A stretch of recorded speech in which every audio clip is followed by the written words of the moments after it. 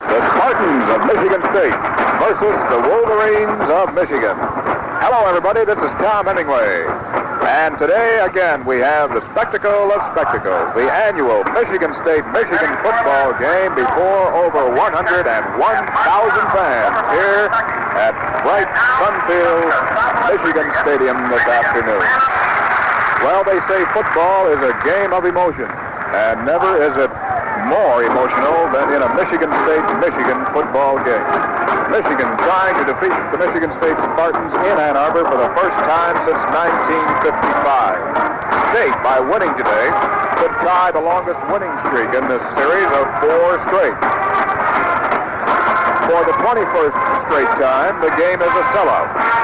And since 1948, more than 1,900,000 people have watched this game in either Michigan Stadium or Spartan Stadium in East Lansing.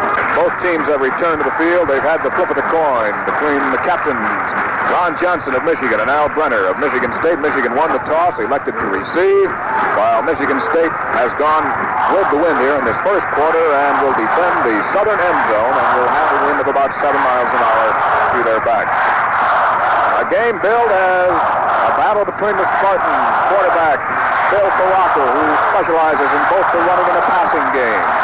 Tommy Love, the surprise of the Spartans this year in the rushing attack. Only a sophomore, but already has picked up 268 yards and 57 carries. Michigan State also known for their fine defense through the years, and this year is no exception as they are keyed by Rich Saul, one of identical twin brothers on this Michigan State team, and you'll be hearing a lot from him this afternoon. And of course, the captain of the Spartans, Al Brenner, who is one of the last of the two-way players in collegiate football today, playing both split end on offense and safety on defense. Let's run down the starting lineups now for Michigan State, and we'll put them on defense since that's the way they'll open the game. At the ends for the Spartans will be sophomore Wilt Martin, 6'3", 220-pounder. He is from Selfridge Air Force Base, where his father is stationed. The other end is Ken Little, who was injured in the Wisconsin game, but is expected to see action in this contest and perhaps start. He's 6'2", 220, a junior from Youngstown, Ohio. If he does not start, it'll probably be sophomore Gary Nowak at the other end, 6'5", 230-pounder from St. Clair Shores. The tackles for Michigan State on defense: Rick Benedict, a junior, 6'2", 225 from East Lansing, and Charles Bailey, a senior, 6 feet, 230 from Dayton, Ohio, and they call him one of the top defensive linemen in the Big Ten. The middle guard is Jack Zindel, a junior, 5'11", 190 from East Lansing, moved ahead of Bill Dawson, who broke a foot in an early scrimmage session, but Lindell also has been hampered by injuries in his career, but Zindel will be starting here. The linebackers we already mentioned: Rich Saul, 6'2", 218-pounder, a junior from Butler, Pennsylvania. He leads the team in tackles with 35 this year and also has 3 interceptions to his credit. The other linebacker will be Don Law, junior, 5'11", 227-pounder from Brownsville, Pennsylvania. In the secondary for the Spartans, the cornerbacks will be Frank Waters, 5'10", a senior, 185 from Hillsdale. He was shifted from a flanker back to the defensive secondary by Coach Duffy Doherty. And senior Ken Hepp, 5'8", 170 from Birmingham, Michigan. As we already mentioned, the safety man is Al Brenner, 6'1", 194-pound senior from Niles. He had a 95-yard punt return last year against Illinois for a Big Ten record. And the roverback is Jay Breslin, a sophomore, 6'3", 185 from East Lansing. Now the Michigan Wolverines on offense will have a tight end, Jim Mendy, 6'3", 215 junior from Solon, Ohio.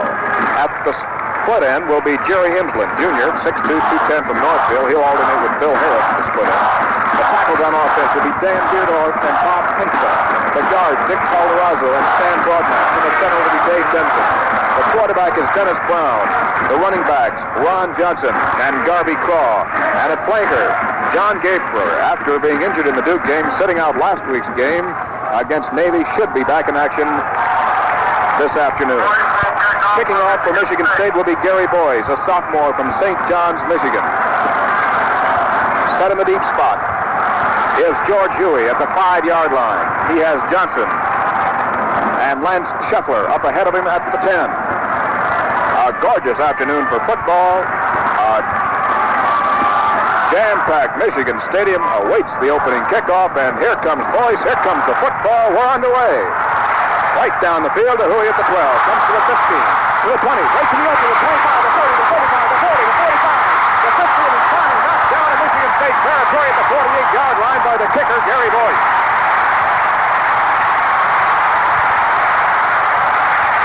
So Michigan's George Huey, as he did last week against Navy, electrifying the crowd with a long run back of 39 yards in the opening kickoff, and Michigan has a first and 10 to go at the Spartan 49-yard line. They flank Gabriel wide to the left. They set the eye behind Brown of Braw and Johnson and split off of it now. As Brown turns and gives off to Garvey Crow, and he finds a hole over the middle, and he's down to about 5 yards to the Spartan 44-yard line. Where underneath the pile, the white-shirted number 61, Charles Bailey, 230-pound senior from Dayton, Ohio, and Don Law. They say his knee touched down at the 45-yard line, a gain of 4. Second down and 6 yards to go.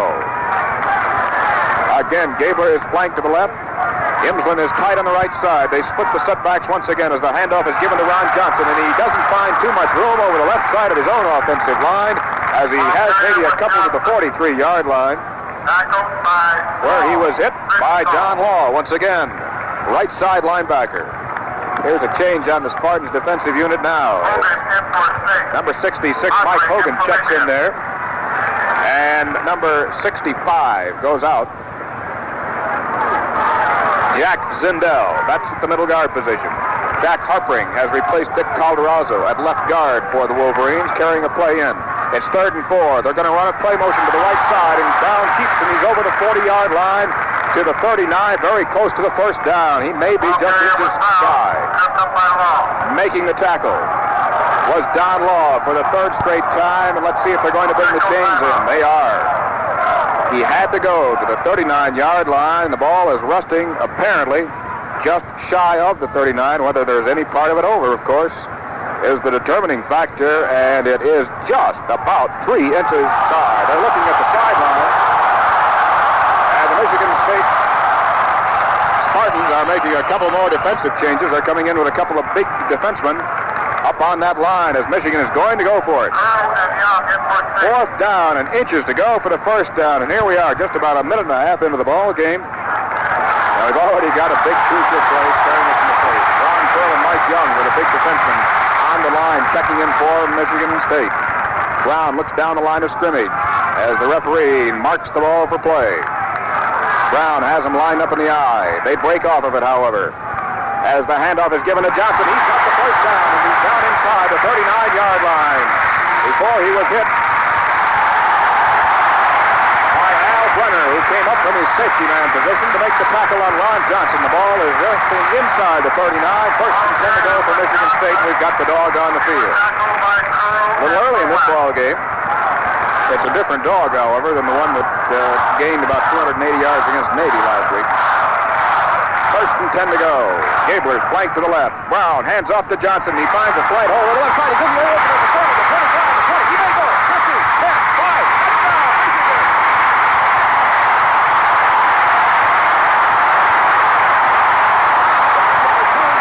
By his teammates in the end zone as he found the hole over the left side.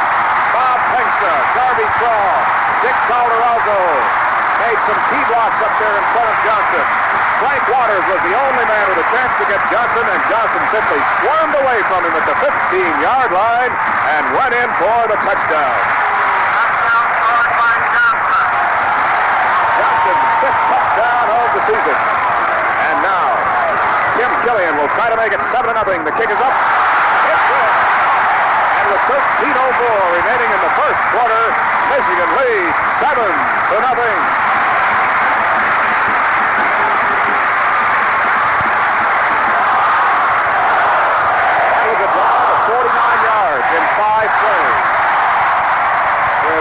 Johnson carrying it in from 38.5 yards out for the touchdown.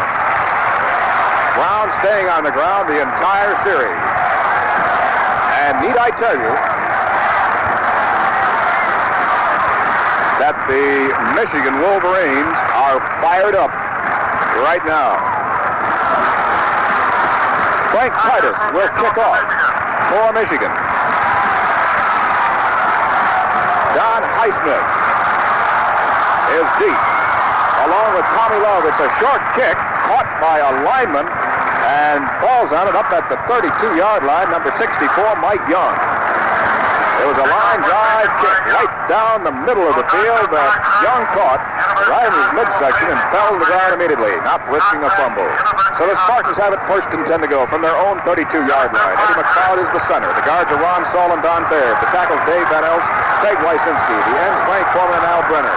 Bill Farraco is the quarterback. He pitches wide to Tommy Love, and the flag goes down. Love cuts back in at his own 35-yard line and is knocked down to 37. Making the tackle for Michigan, Henry Hill, starting at middle guard, and Cecil Pryor, but a flag down, so let's check it. Farraco, the quarterback, Dick Berlinski, and Tommy Love are the setbacks for the Spartans, and Charlie Wiedemeyer is the flanker. Michigan's defense runs down this way. The ends are Phil Seymour and Cecil Pryor. The tackles Dan Parks and Tom Goss.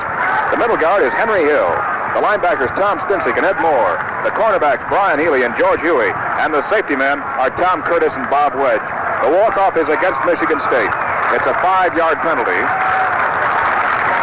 for illegal motion on the part of the Spartans. And that moves the ball back to the 22-yard line, make it the 27-yard line. First down and 15 to go. The Spartans line up in the I. They have the slot back to the right as Brenner is split to the right. They're going to run it out of the I. Farraco back to pass. He hits Wiedemeyer at the 31-yard line, and he's knocked out of bounds immediately by number 91, Phil Seymour, the defensive left end, and Brian Healy, the left cornerback. Knocked out of bounds at the 31-yard line. It will be second down and 11 yards to go. The Spartans in all white this afternoon with the green helmets and the green numerals. This time Wiedemeyer flanks wide to the left. Brenner is split to the right, about 5 yards in motion to the right. Goes Berlinski to pitch out, comes to Love, and Love is hit right about at the line of scrimmage. On a fine defensive play by, once again, Phil Seymour. He was assisted by Tom Goss. So Phil Seymour, 6'4" junior from Berkeley, Michigan, has come up with a couple of key defensive plays in a row for the Wolverines, as the Spartans now are faced with a 3rd and 10 situation as they move the ball on that play only a yard to the 32-yard line. Tommy Love checks out of there as the Spartans on 3rd and 10 put Farraco to the left, and Farraco gets off to Berlinski, and Berlinski finds a big hole over the left side, and he's up to about the 45-yard line of Michigan State. Making the tackle, Jerry Hartman for Michigan, and that'll be enough for the first down.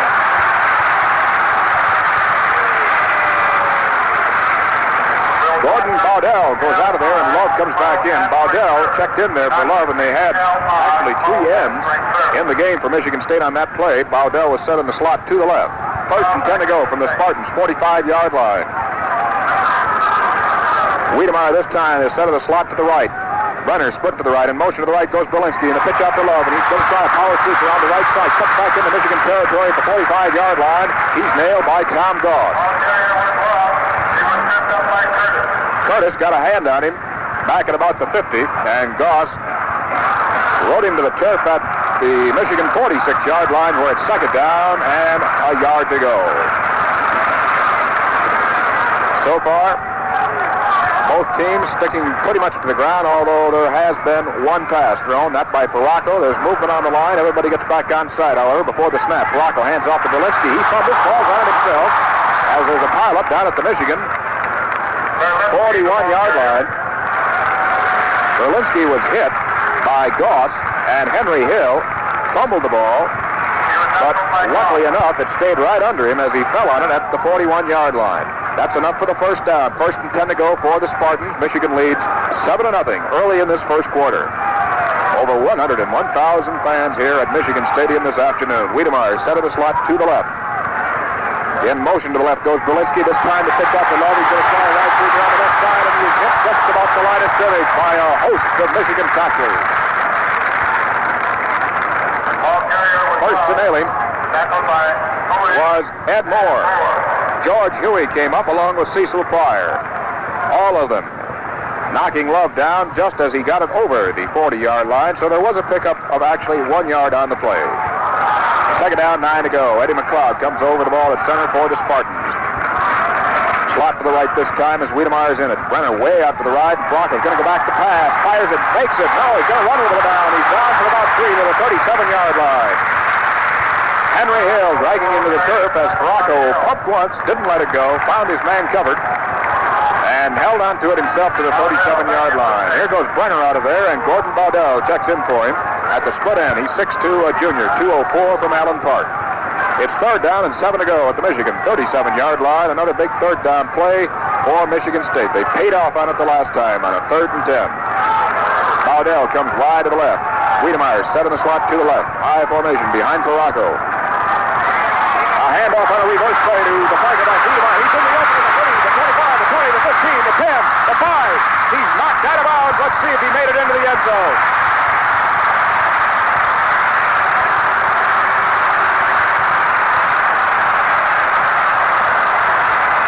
He was knocked out, evidently, after he dead cleared into the end zone, just over the flag, so it is a touchdown for Michigan State.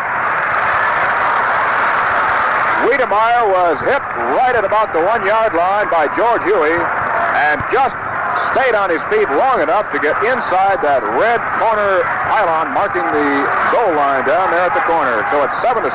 Gary Boyce will try to tie it up. He's a left-footed kicker from St. John's. Wiedemeyer is holding. Here's the kick. It's no good. No good. Off to the left. So the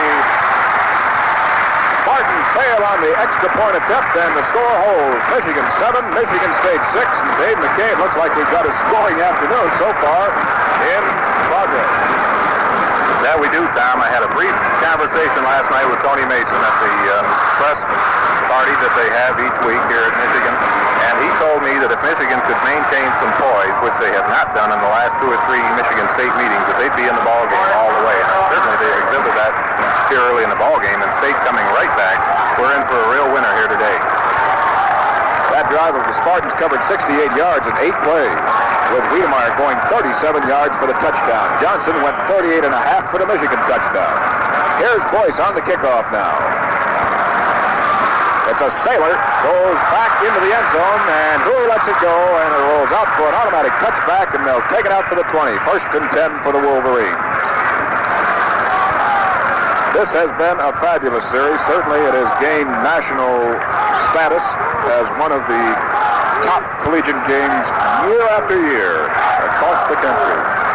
This is the 61st meeting of these two clubs. Michigan holds an all-time series lead of 36-19. There's been 5 ties. 1st and 10 to go. As down the line of scrimmage and the option play goes down, he cuts back in at the 20, and he's up to the 24-yard line for a gain of 4. Holding on to him there was Frank Waters, left cornerback, son of the Hillsdale coach, Muddy Waters. Played a lot of flanker back for the Spartans, but shifted to defense this year by Doherty. Second down, 6 yards to go for the Wolverines. Gabler is flanked wide to the left. Jerry Imsland, the split right in. Brown turns, gives off on the counter play to Ron Johnson, and Johnson gets back to the 25-yard line, and that's about it. He is piled up there on the entire right side of the Michigan State defensive line. Check it as they get off the bottom of the pile. Wilt Martin, big defensive end from Selfridge Air Force Base, the last off the pile. Here's Mike Hogan checking into the Michigan State lineup. Going out of there is Jack Zindel. Martin and Nowak now are the defensive ends. 3rd and 4 to go for the Wolverines. Brown fakes the pass, gives off on the draw play to Garvey Shaw, and Shaw is short of the first down as he's stacked up at the 26 by Charles Bailey. Defensive right tackle for Michigan State, whom they consider perhaps their top defensive lineman. That'll make it 4th down. And 4 yards to go, and Michigan is forced into a punting situation. They send Charlie Wiedemeyer back as the lone deep man. As Mark Warner gets his punt away, it's a high one, not too far. A fair catch called for, and then the Spartans let it bounce, and it rolls down to the Michigan State 35-yard line. where it died. And Michigan State will put it in play at that point at the Spartan 35, a punt of 39 yards for Mark Werner, no run back by Michigan State. We've got 7.5 minutes to go in the first quarter, Michigan leading 7-6. Ron Johnson scoring on a 38.5-yard run early in the ball game. Charlie Wiedemeyer coming right back for the Spartans with a 37-yard touchdown scamper. The difference being a missed extra point right now by Gary Boyce. Al Brenner splits wide to the right. Wiedemeyer set in the slot to the right. The I formation behind Bill Farraco, senior, 5'11" from Irwin, Pennsylvania. The handoff is given to the second man through. Tailback Tommy Love. And Tommy Love is up to about the 40-yard line. He runs right into Phil Seymour, along with Tom Goss, defensive left end and tackle respectively.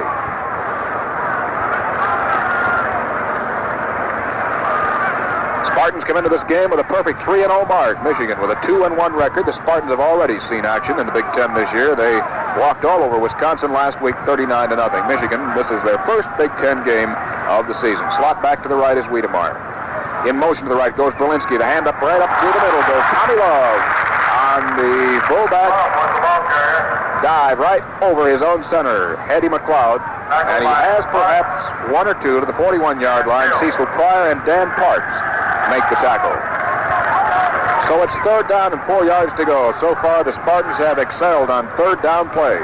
They were 3rd and 10 deep in their own territory on the first series of plays. They made it on another 3rd down. They went all the way for the touchdown. On the option play, Farraco slides off to the right. He's going to shoot it and go. He finds a hole on the right side, and he's up to the 49-yard line. It's another first down for Michigan State. The tackle made by Tom Goss, senior, 225-pounder from Knoxville, Tennessee. And the Spartans have their 4th first down of the afternoon, and their 75th yard on the ground. Farraco has gone to the air only once. He has completed that one toss. Brown has yet to throw his first pass. 1st and 10 to go. The I formation. This time Wiedemeyer is flanked wide to the left. Brenner split right. Farraco turns and gives off to Tommy Love. Slides around the left side, and he is bowled over at the 46-yard line of Michigan by Tom Stinson, senior linebacker from Cleveland, Ohio, and the right cornerback, George Huey, the other senior, Flint Central.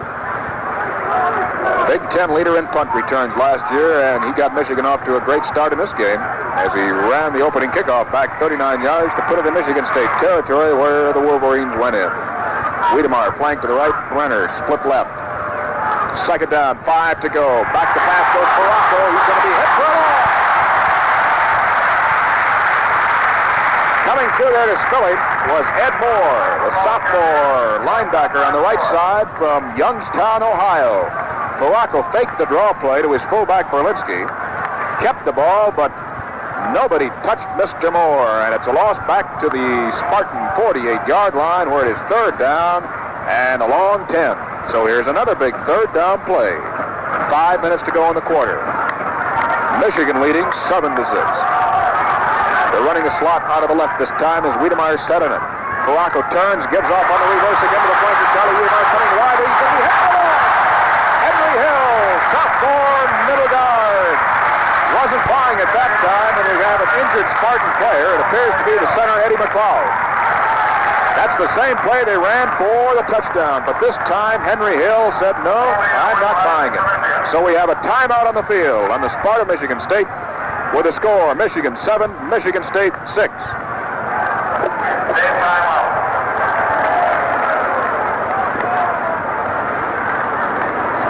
Also caught a quick glance down in the field time. It looks as if Henry Hill got banged up on that play, on that tackle. He may have twisted his knee a little bit. He's out there nursing it right now a little bit. I think the Michigan trainer is going to come out and have a look right now. And 2 great defensive plays there from Michigan. Nobody touched Ed Moore. He just breezed right by his blocker and dumped the quarterback. And that time Henry Hill just poured it on that nice reverse play. Michigan State really pulled it off the first time for the score. But as you said, he would not have it that time. Kept his eye right on his own area out there on the left side and pulled a man down. Dave, I think it's interesting to note also that both Henry Hill and Ed Moore, the men that you just talked about, are both sophomores. And both are expected to be around here for another couple years, hopefully making those same type of tackles.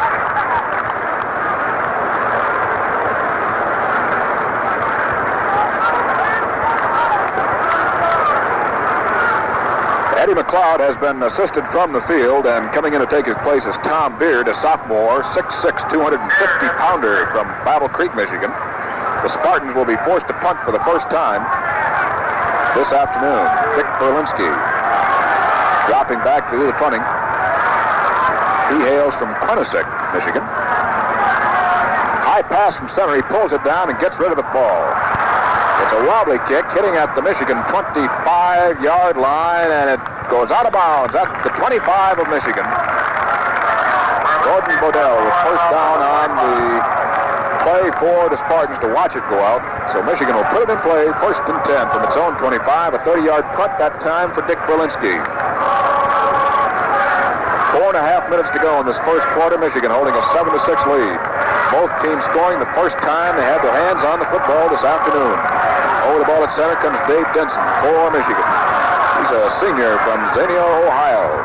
They split the setbacks. A wide pitch out to Johnson. Around the right side he goes to the 25 and holding on to his jersey right up around the neck.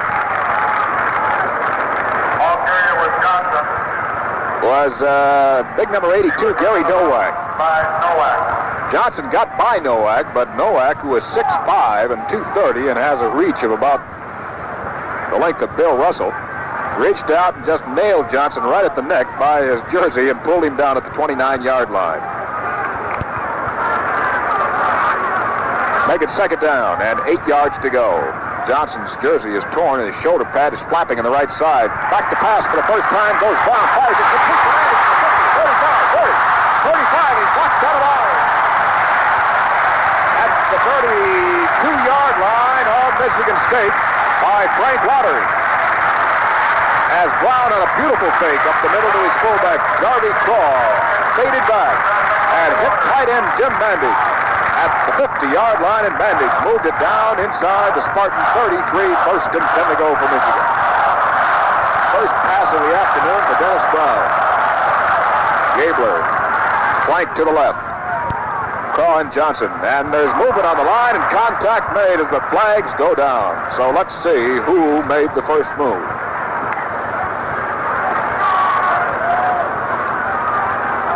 The officials for today's ball game are referee Eugene Calhoun. The umpire is Frank Strocchio. The headlinesman John Olsen. The field judge Robert Dagenhart, and the back judge is Donald Wedge. The penalty is against the University of Michigan for illegal procedure and moves it 5 yards back to the 38-yard line. That'll make it first down and 15 to go as Dennis Brown barks out the signals, looks down the line of scrimmage. Going back to pass. Fires it right over the middle. It's overthrown. Intended for Jim Mandich down at the 25-yard line. Mandich was hit by Jay Breslin, the roverback for the Spartans. Breslin, Jack Zindel are both sons of former Michigan State players.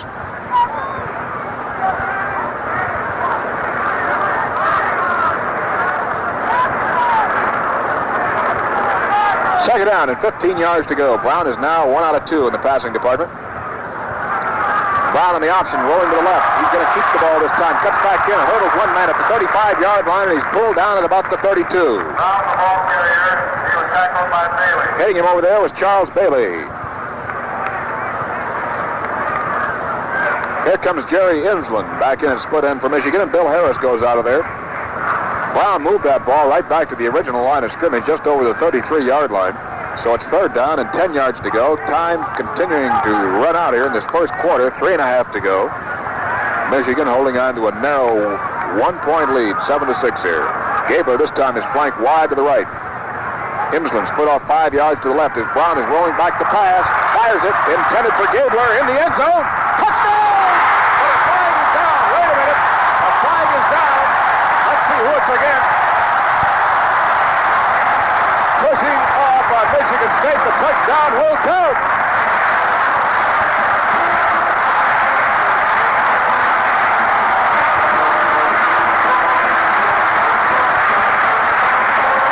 A 33-yard pass play from Dennis Brown to John Gabler. And that ball was thrown perfectly as Brown just lofted it up in the air and let Gabler run under it in the end zone. Frank Waters was back with Jay Breslin to defend on the play, and I believe Waters was the boy guilty of the pass interference on the part of Michigan State. But it didn't make any difference as Gaber gobbled it up. And Michigan now leads 13-6, and Tim Killian will be trying to make it 14. Here's the kick. It's partially blocked and doesn't get over the crossbar. It was partially blocked at the line of scrimmage and sailed underneath the crossbar, so the score holds Michigan 13, Michigan State 6.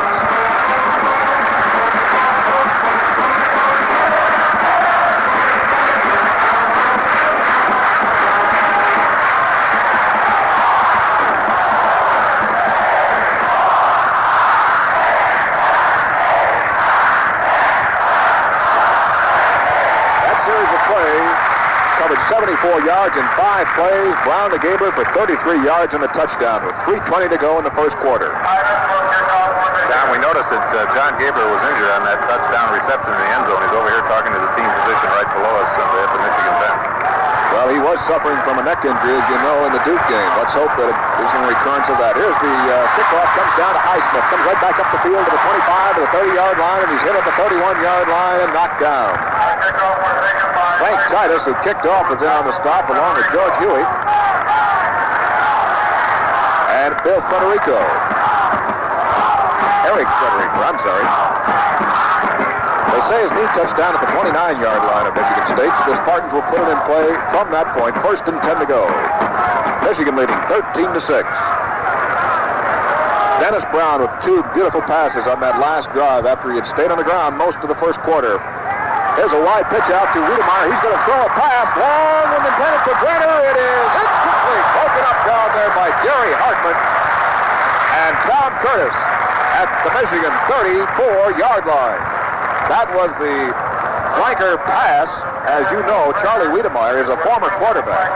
He was a 2-year understudy for Michigan State, but moved this year to a flanker back.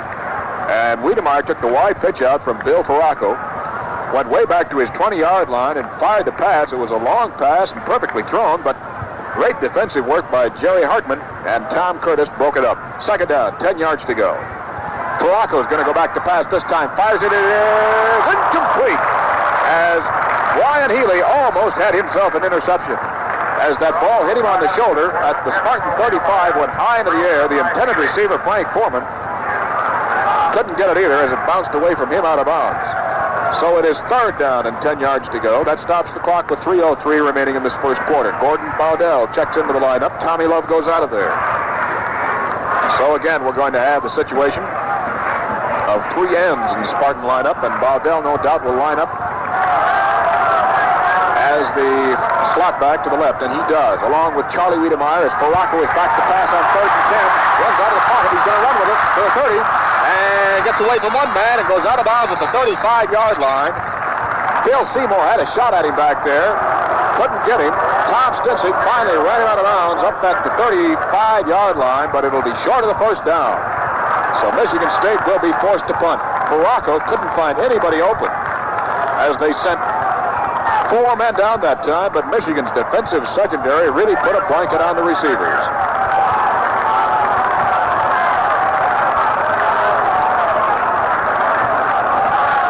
Back to punt is Dick Berlinski once again. Comes up to the 25 to get it away. A high spiral. Fair catch called for by George Huey. He grabs it at the Michigan 29-yard line. Don Baird, the offensive left guard, was down there looking right in the eye. So Michigan will put it in play 1st and 10 from its own 29. Let's quickly pause 10 seconds for station identification. This is the University of Michigan Broadcasting Service. Tom Hemingway, Dave McKay, and Ed Burrows back at Michigan Stadium. 1st and 10 for the Wolverines. They lead 13-6 on a draw. It's given off to Ron Johnson over the left side of his own line up to the 33-yard line where he runs into Charles Bailey. He was tackled by Bailey. Here comes Jack Harpring back into the Michigan lineup at left guard, and Dick Calderazzo will come out of there. Al Brenner comes into the Michigan State lineup, and Jack Zindel goes out of there. Brenner gets a little breather as he plays both split end and safety for Michigan State. 2nd down, 6 yards to go on the option. Brown pitches back to Johnson. Gets a block from Craw. He's open at the 40, the 45, the 50, cuts back at the 45, and he's knocked down at the 40. A beautiful block by Garvey Craw. On the left cornerback, Frank Waters cleared the way for Johnson before Bailey and Brenner finally could knock him down at the Spartan 40-yard line. Ron Johnson pouring it on again on that one. Johnson, who so far this season has picked up 374 yards coming into this game, and that's good enough for 11th in the nation. And once again, the big man out in front of him, Garvey Craw, put on the big block. First and 10 to go for Michigan at the Spartan 40. Brown sliding off to the left this time, gets a good block from Johnson. He fakes the pass, goes with it himself to the 39, the 36-yard line, where he is upended.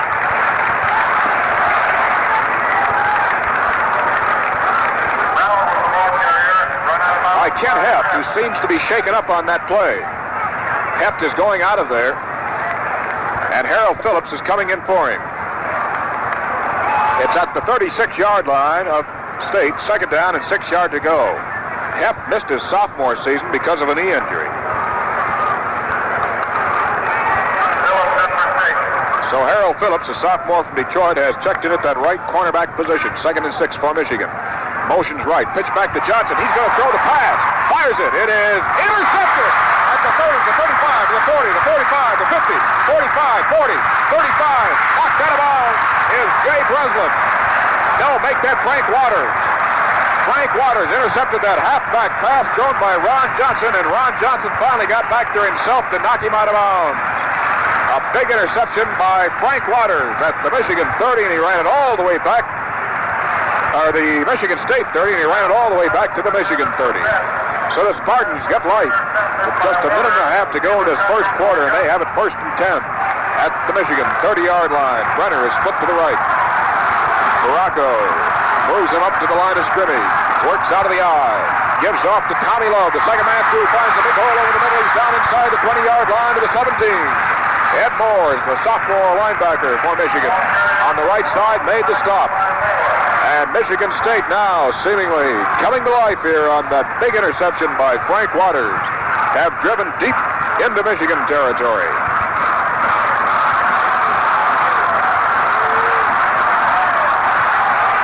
First and 10 at the Michigan 17-yard line. Baracco again from the eye, and again he gives it to Love, and this time Love is stacked up by the left side of the Michigan defense, led by end Phil Seymour. Love that time gained perhaps only a yard as they mark it at the 16-yard line. Some first quarter scores. Western Michigan leads Kent State 7-0. The ball resting just inside the 16-yard line, make it second down and 9 to go. Harvard leads Columbia 7-0 after the first quarter. This time they keep Wiedemeyer in tight, as on the option, Baracco going to keep it himself, and he is hit by Tom Curtis at the line of scrimmage. Phil Seymour also broke through there to hem him in, but there was no gain on the play.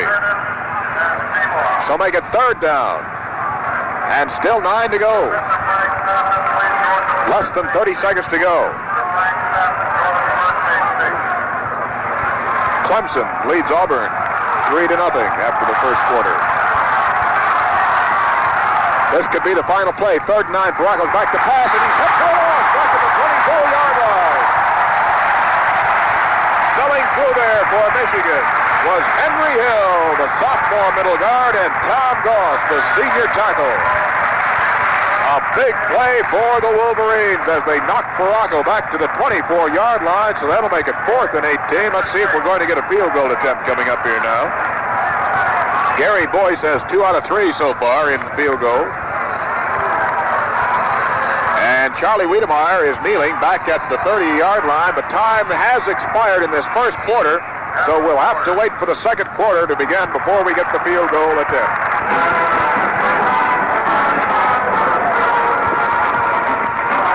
All set to go now here in this second quarter as Michigan leading Michigan State 13-6. Gary Boyce ostensibly will be trying a 41-yard field goal. But Michigan not going to be caught napping. They can recall not too long ago that the Spartans tried a field goal apparently tried a field goal and threw off of that field goal formation into the end zone for the first touchdown of the day. And teams have ways of remembering that, along with coaches. Charlie Wiedemeyer is kneeling at the 31-yard line. Gary Boyce, a left-footed kicker from St. John's, would be attempting a 41-yarder. The ball is placed down. It is up in the air. It is.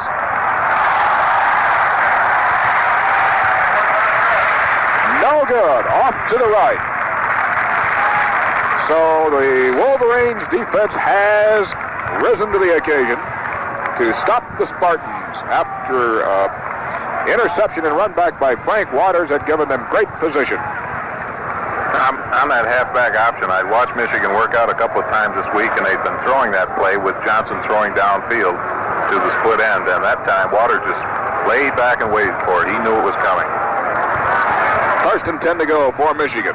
Brown gives off to Johnson. Over the right side he goes. He's tripped up at the line of scrimmage, falls forward for perhaps 3. Al Brenner, the safety man, came in to get a hand on him. Back at the 20. He finally fell forward where Jay Breslin got to him.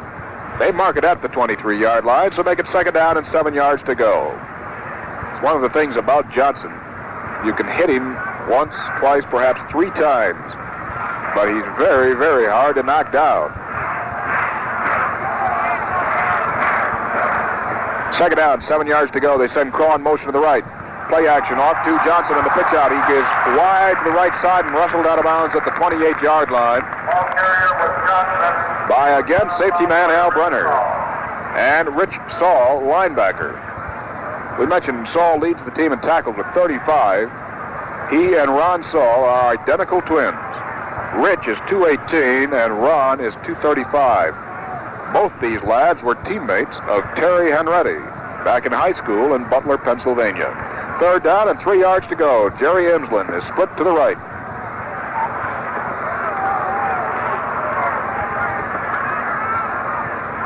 A handoff to Johnson, and Johnson fights his way up close to the 1st down at the 30-yard line. Gary Nowak got a hand on him, and it is enough for the 1st down as he fell over the 30. Also getting to his feet slowly after the tackle was Al Brenner. Here's a first period score, and here's the big one of the Big Ten today. Ohio State nothing, Purdue nothing after 1 quarter of action. 1st down and 10 yards to go now.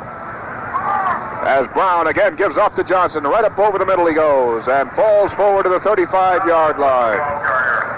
Stringing out behind him there was Rubberback Jay Breslin and Wilt Martin, defensive left end, who made the first contact with Johnson. Here comes Jim Betts into the lineup for Michigan, and John Gabler goes out at flanker. Very happy to report that Gabler was not seriously injured on that touchdown, and he has been back in there. 2nd down and 6 yards to go as Betts comes wide to the left. Betts is a sophomore from Cleveland. Saw a lot of action last week. A good fake by Brown. He's back to pass. He's got to scramble around. He's going to be hit for a loss.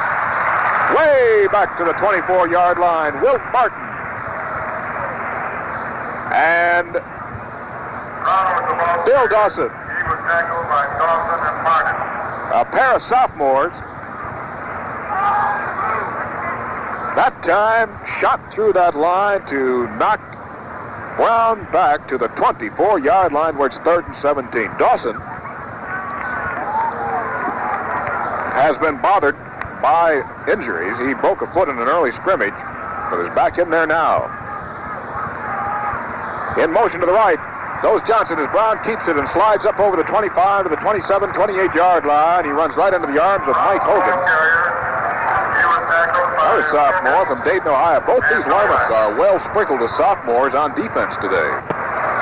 That'll make it 4th down and 13 to go, and Michigan will be forced to give up the football. Michigan leading 13-6. Just over 12 minutes to go in this first half as Charlie Wiedemeyer goes back as the single safety. Standing at his own 25, Mark Warner will kick it from the Michigan 20. Gets it away. Another high one. Wobbly, however, and is angling for the sidelines and goes out at the Michigan State 41-42 yard line.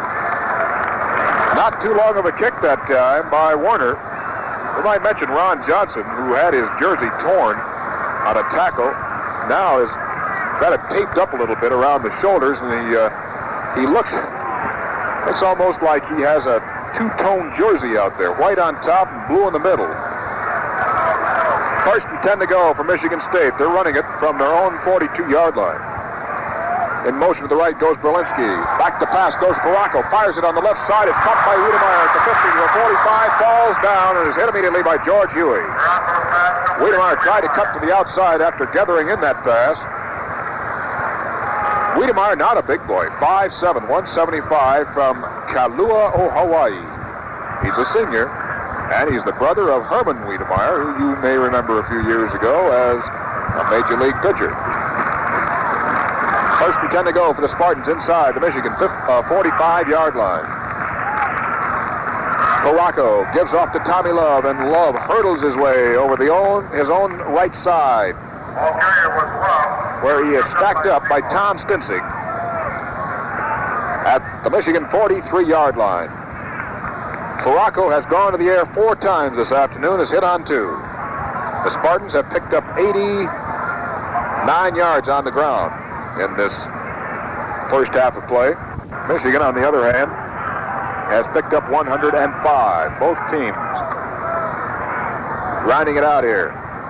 This time they move it in motion to the left, or on the reverse. They give it off to Wiedemeyer, and Wiedemeyer cuts back in at the 40. He's inside the 35-yard line where he runs into Phil Seymour. That's that same play that sprung Wiedemeyer free for the only Michigan State touchdown of the afternoon. It's going to be very close to the first down, and they're going to have to measure. As they do, let's check out a couple of other scores here. Boston College leads Villanova 14-0 after one period of play.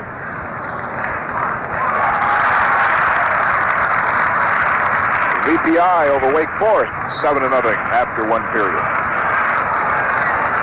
It is enough for the first down, says the referee. Mr. Eugene Calhoun inside the Michigan 35, so 1st and 10 to go for the Spartans. Their 7th first down of this afternoon. Ferracco turns, gives off to his fullback Berlinski, and he spins his way down to the 30-yard line of Michigan. Dan Parks got a hand on him, along with Cecil Pryor and Tom Goss. Out there leading the interference that time was tight end Frank Foreman. An awful lot of inside reverses used by Michigan State, Tom. They're trying to set up the trap block in the backfield on some of Michigan's young, eager linemen there. Dan Parks, Ed Moore, Henry Hill. They're trying to cut them down on that maneuver. 2nd down and 6 yards to go. Over the ball at center goes Tom Beard for Michigan State, replacing the injured Eddie McLeod. Pitch out goes to Tommy Love. He juggled it, but holds on to it and moves down to the 25-yard line, and George Huey, the right cornerback, comes up to make the stop. Love didn't have good control of that football. He had it bouncing up and down in his hands, but luckily enough, he got control before he was hit by Huey, or it could have been disastrous. Al Brenner comes into the ball game, replacing Gordon Baudel at the split end. Brenner getting a little breather there. The ball resting at the 26-yard line. 3rd down and 2 yards to go for the Spartans. Everybody in tight as the handoff is given to Love. He piles his way up over the line, and he is going to be very close to the first down as he dives over the 25-yard line into a mass of humanity. Michigan Tom Goss in on the bottom of the pile. And let's see as they place it down. It looks from here as though he may be just inches short. And that's it, just inches short. 4th down. A half a length of the football to go for the first down at the Michigan 25-yard line. As the Michigan fans now say, hold him, hold him, hold him. And the Michigan State fans counter with go, go, go. Now Eddie McLeod is back into the ball game at center for Michigan State, and Ferracco puts his head down on a quarterback dive and slides off the right side, and I believe he has the first down. He has. Ferracco simply slid off the right side of his center McLeod and moved it the needed half yard for the first down. So it's 1st and 10 to go at the Michigan 24-yard line. First period score, Princeton 21, Dartmouth 7.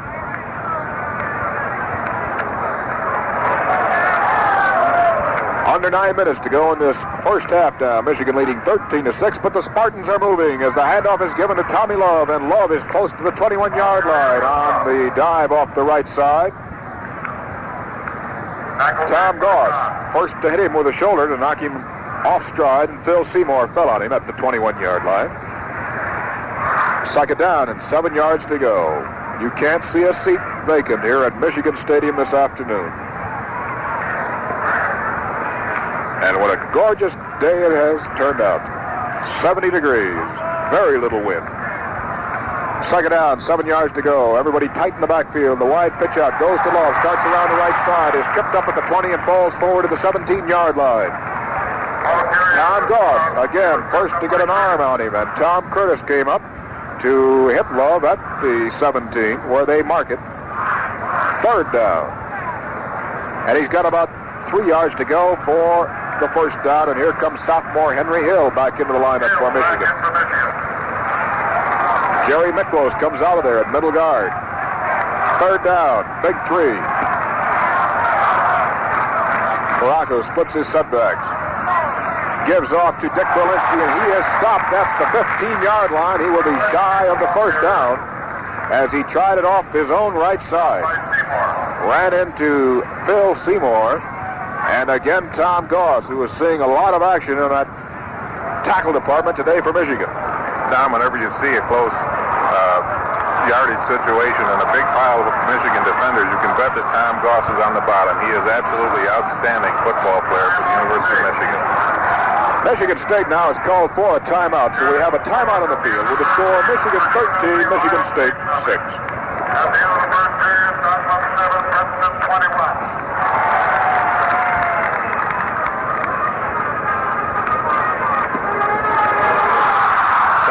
Surprised that Michigan State hasn't put the ball in the air just a little bit more here in the second period. Things have been a little stingy on the ground, and they've been up against it on third down plays a couple of times, but they seem to want to maintain sure possession of the ball. Of course, they have great respect for Michigan's defensive backfield, which is none better as a ball hawking outfit in the Big Ten, and they proved that last year, but it's got to give one of these times now. And Wiedemann situation, he'll probably throw again right down now at 15-yard line.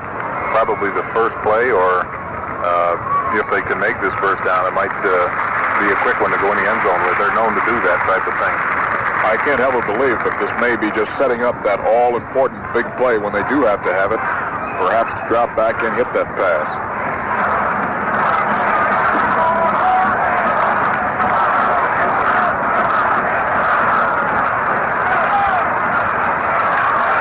The ball resting squarely at the Michigan 15-yard line. Fourth down and a yard to go for the Spartans. Morocco turns and gives off to Love, and Love has a hole over the right side. He is hit at the 14-yard line, and boy, this is going to be close. Gary Hartman and Tom Stintzy came up there to submarine him at the 14-yard line, and boy, this is going to be close. They've got to bring the chains in from across the field. Hartman simply put his shoulder down to try to stop him right in his tracks after Stintzy had wrapped an arm around him. He's going to be either shy or over by just about a half a length of the football, and that's exactly it. He is picked up a first down by just about a half a football. Tom Gordon Bodell just checked into the lineup for Michigan State after checking with Doherty over there in the sidelines, and you could watch out for this one. He's in his foot end replacing Al Brenner. First and 10 to go. As Bill Morocco leads him up to the line of scrimmage. Splits his setbacks. Waits for the snap. A fumble! And it looks as though Michigan State is on it. I believe Morocco recovered his own fumble along with the right offensive guard, Ron Saul. Saul came up with a football, actually. And they actually spotted right at the line of scrimmage. So it is second down and 10 yards to go. Still at the Michigan 14-yard line in possession of Michigan State. They trail the Wolverines 13-6 with 6.5 minutes to go in the second quarter.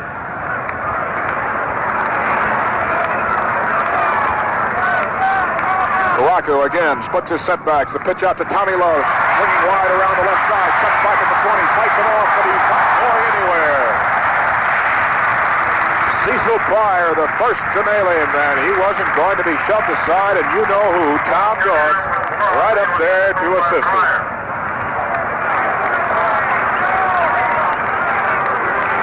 Now we have another timeout indicated by Michigan State. Let's check it to see, however, if it's going to be the full duration since the trainers have not come onto the field. I don't believe it is. It's not going to be a full minute timeout. Dave? Tom, Cecil Pryor that time on the right side just would not be denied. They usually string out a play until somebody catches up from the inside defense, and it's usually Goss, as you mentioned. But that time, Pryor didn't wait. He went right after the ball carrier and chased him down. It was almost looked like a rabbit being chased down. He just stayed right after him for about 5 or 6 seconds and eventually got the tackle.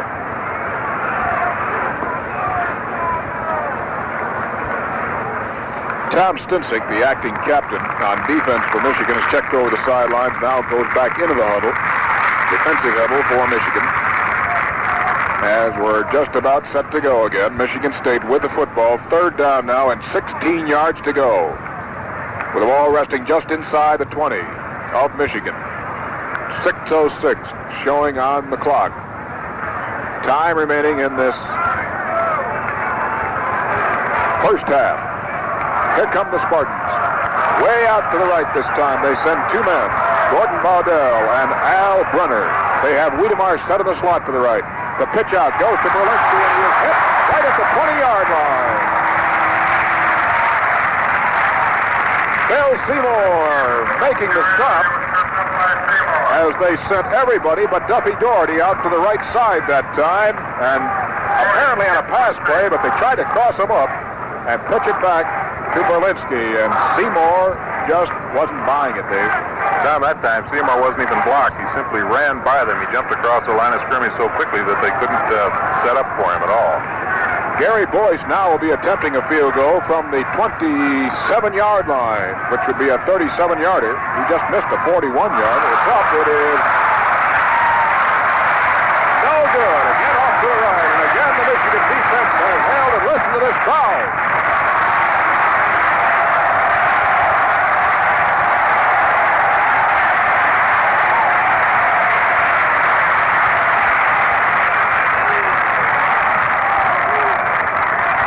Once again, the Michigan defense equal to the task as they held the Spartans, and for the second time, Gary Boyce misfired on a field goal attempt.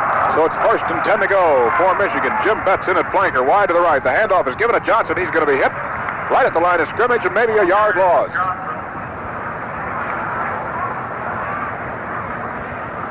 Bill Dawson, big middle guard from Tucson, Arizona, 235, 6'3", made the stop on Johnson.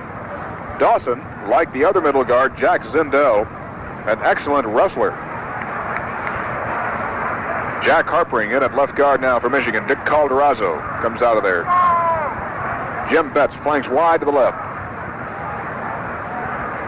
In motion to the right goes Craw on the option play. Brown keeps himself, and he is hit right at the line of scrimmage for no gain. The scrimmage of the 19-yard line, and that's where Brown got back to, and that was all as Gary Nowak came around to spelling. Nowak, one of the many sophomores on this Michigan State team. He was All-State both in football and basketball at St. Clair Shores. So it's third down and 11 to go. As Jerry Imsland splits wide to the right and Jim Betts comes out wide to the left as the flanker. Brown has gone to the air only 4 times. He's hit on 2. He's rolling out this time. He wants to throw. He does. A long one intended for Betts. It is incomplete at the Michigan State 30. Betts was covered by Ken Heff and Frank Waters. And Betts, although he does possess great speed, just couldn't quite catch up to that football. Brown led him just about a step too far. Brown a little bit dissatisfied with himself as he comes over the sidelines, but he threw that football a long, long ways. And it would have had to have been a perfect play all the way around for him to connect. The Spartans had great coverage on Betts. So it's 4th and 11, and Mark Warner will be punting from his own 10-yard line as Wiedemeyer drops back. Here's the punt, a better one this time, and it's a high sailor. Wiedemeyer catches it at his own 32, back to the 35, and is hit on a beautiful tackle by Jim Mandich, and a flag goes down at the 36-yard line. A flag is down. Let's check it. Apparently a clipping penalty coming up here against Michigan State, which seems to be the case. As Wiedemeyer fielded that ball, he tried to swing wide to the right, but Jim Mandich was just standing there like the Colossus of Rhodes, and Wiedemeyer ran right into it. And Mandich is no fellow that you're going to run over. At 2:15, 47-yard punt that time by Mark Warner, and the 15-yard clipping penalty now moves it back to the Spartan 24-yard line, where they have it 1st and 10 with just under 4 minutes to go in this first half. And now let's see if the Spartans do open up a little bit and go to the air. They've only thrown 4 passes, completed 2. Faraco takes the snap, wide pitch out to Don Highsmith, who's in at the running back. Wide around the left side he goes and comes up over the 30-yard line to about the 32. Highsmith in for Tommy Love now. Highsmith has great speed and also a great blocker. Tom Stinson got over to make the stop along with Henry Hill at the 32-yard line. That'll make it 2nd down and about 2 yards to go. Highsmith, incidentally, has Gale Sayers as his idol, he says. It's not a bad fellow to pattern yourself after. Highsmith from New Brunswick, New Jersey. He's lined up now behind Reggie Cavender, who's in there at the fullback. And again, the ball is given to Highsmith, and he fights his way up to about the 34-yard line, close to the 1st down. Ran into the middle of that Michigan defensive line. Cecil Pryor, Phil Seymour, all coming in to make the stop on it, and it is enough for the 1st down for the Spartans. At their own 34-yard line, that's the 10th 1st down of the day for Michigan State. They have gained 124 yards unofficially on the ground so far this afternoon. Michigan, at the same time, 104 on the ground. Less than 3 minutes to go now in the first half. As the wide pitch out again to Highsmith. Cuts back in at the 35 and is hit right there. First in to get him, Tom Goss, around the ankles. Stinsick came in to fall on him at the 35-yard line. So make it a gain of 1, 2nd down and 9 yards to go. Gordon Bowdell comes into the Spartan lineup. Let's see who goes out of there. Al Brenner. Tom Seymour and Cecil Pryor are forcing just about every wide play by Michigan State inside, where Goss and the other tackle on the other side can handle it. They're doing a great job. 2:20 showing on the clock. 2nd down and 9 yards to go. On the option play, Bronco scrambling around, fires it right over the middle, complete to Wiedemeyer at the 42 of Michigan State, to the 45, to the 47, 48-yard line. Hit by Tom Curtis. And that's another 1st down for the Spartans. Faraco sent the play action to the left that time, and then after everybody had vacated, Faraco simply dropped back and hit Wiedemeyer right over the middle of the line. And Michigan State has it. 1st and 10. The ball resting squarely between the 47 and 48-yard line, in possession of Michigan State in the Spartan territory. Less than 2 minutes to go. This time, wide pitch out to Highsmith. Around the left side he goes, and he is hit on a beautiful tackle back at the 46-yard line by sophomore Ed Moore. Bowdell goes out of there now, and Brenner comes back in at split end. Brenner, the captain from the Spartans. And he will become the 2nd leading pass receiver in Michigan State history this year with 5 more receptions. He hasn't caught any so far. 1 minute and 20 to go. 2nd down and 12 yards to go. As back to pass goes Faraco, getting the time, scrambling around, fires it. It's intercepted by Healy at the 45 of Michigan, trying to swing wide, and he's knocked down at the 48. Brian Healy, the Sandusky, Ohio junior, came up with the first interception for him this afternoon. As Don Baird made the stop on him. So Michigan has it with just over a minute to go at their own 48, 1st and 10.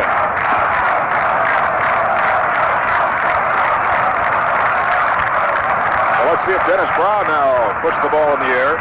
He's thrown only 5 times in this first half. Jim Betts, the flanker to the left. High formation behind Brown. Brown rolling off to the left.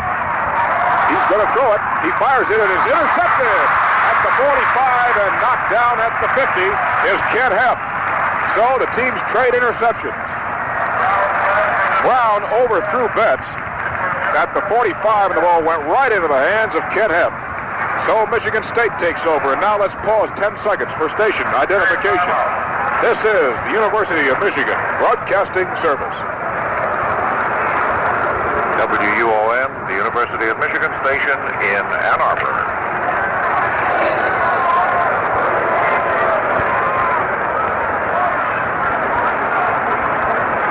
Back here at Michigan Stadium, Tom Hemingway, Dave McKay, and Ed Burrows.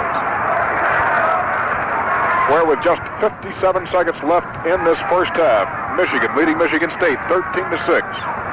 The Wolverines, Brian Healy, came up with an interception to give the Wolverines a 1st and 10 to go from their own 48. And then on the very next play, Ken Hepp, a senior from Birmingham, picked off a Dennis Brown aerial and gave the Spartans the ball right back. So Michigan State now has it just over their own 49-yard line, 1st and 10. Here's another score. First period, California nothing, Army nothing. Don't forget at halftime, the Battle of the Bands, Michigan State and Michigan. Always one of the most colorful, musical presentations of the year. Here's the first period score. Army nothing, California nothing.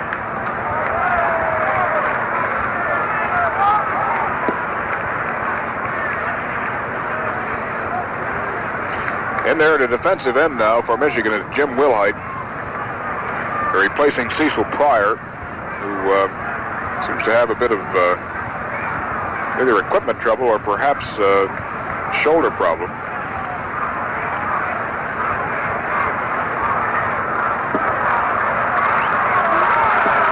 We have a note here about John Gaber, who we'll pass along to you in just a minute.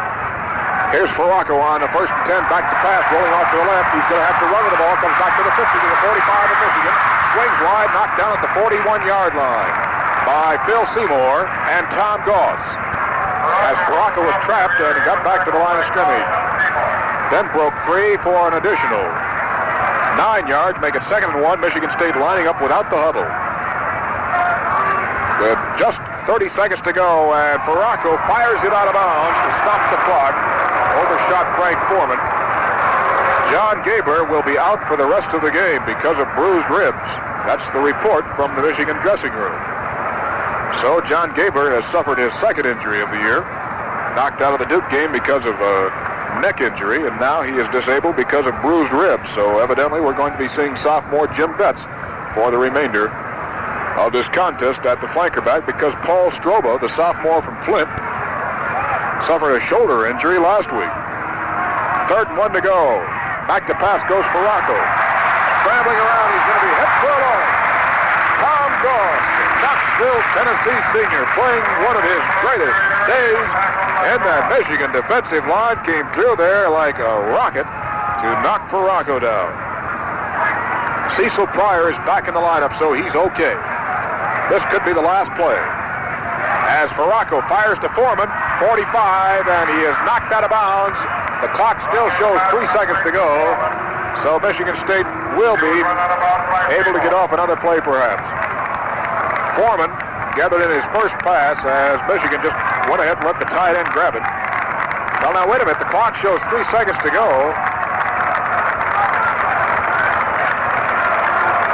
But that was short. That's right. That was short of the first down, so the ball does go over to Michigan. I'm sorry. I'm going to give Michigan State 5 downs here on that one. So Michigan will have time to run one more play, as Foreman was short of the first down. Yeah, get her straight here. 3 seconds now. This should be the final play of the half. Michigan leading 13-6. As Dennis Brown, going back to pass, fires it. It's complete to Mandage at the 50, scrambling around, staying on his feet at the 45, to the 40, hurdles one man, and is finally dropped, and that will be the final play of the game as Jim Mandage just rolling away from tacklers that trying to stay on his feet. So as the teams leave the field, the score at halftime, Michigan 13, Michigan State 6. Right right now, we're awaiting the second half kickoff. As here comes Frank Titus. Here comes the boot. A line drive kick, hitting on the Spartan 5 and picked up there by Highsmith. To the 10 to the 15, 20, 25, hurdles one man, 30, and he's out to the 32-yard line.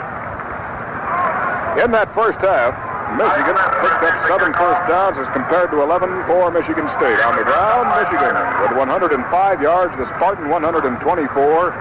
Michigan gained 90 yards through the air. The Spartans 35 for a total of 195 yards for Michigan and 159 for State. Michigan attempted 7 passes, completed 3, had 1 interception. Michigan State tried 8, completed 4, and they had 2 intercepted. First and 10 to go for the Spartans. They're running from their own 33. Paraco gives off to the first man through fullback Dick Perlinsky, and he's right up over the middle of the line, over the 35-yard line to about the 36. Tripped up by Henry Hill, the middle guard. We're passing along some other scores here that we have at our first opportunity. Second down now, 6 yards to go.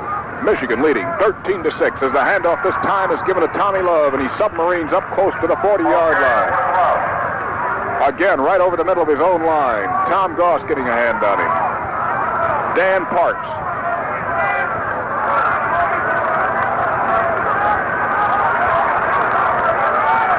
Ball resting just shy of the 40-yard line. Make it third down and 2 yards to go. And a big play for the Spartans as over the ball at center comes Eddie McLeod, the senior from Fairborn, Ohio.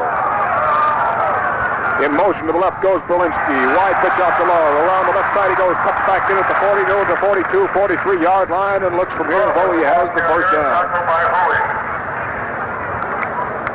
Tackle made by George Huey for Michigan. Limping off the field now is Tommy Love. And Don Highsmith comes in to take his place. And there's an injured Michigan man, George Huey, who made that tackle. Barry Pearson, a junior from St. Ignace, coming in for Michigan. As the officials have called for a timeout to measure for the first down. And it is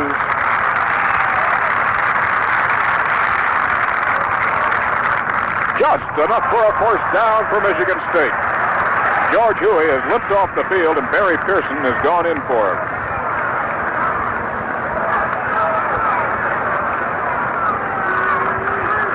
So it's first and 10 to go for the Spartans at their own 42-yard line. Don Highsmith, a junior from New Brunswick, New Jersey, has replaced Tommy Love at the tailback position for Michigan State. Set in the slot to the right is Wiedemeyer. In motion to the right goes Berlinski. The handoff is given to Highsmith. Finds a big hole over the left side on the trap. And he's inside the 50, down to the Michigan 48-yard line before Barry Pearson made the stop. He was tackled by Pearson. Down Duffy Doherty and the Spartans coming right at Barry Pearson. He just got into the ball game with George Huey coming out with, I think, a slight head injury, a little dizzy coming off the field. And they ran that ball right straight at Pearson, but he was equal to the challenge and brought down the runner. Dave, they're just a half yard shy of the first down as the ball is inside the 49 of Michigan.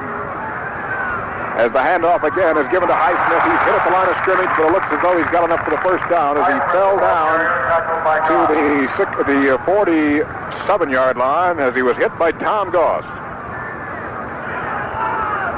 And let's see, are we going to have another measurement? We are. They're going to bring the chains in once again. Let's quickly pause 10 seconds for station identification. This is the University of Michigan Broadcasting Service. WUOM, the University of Michigan station in Ann Arbor.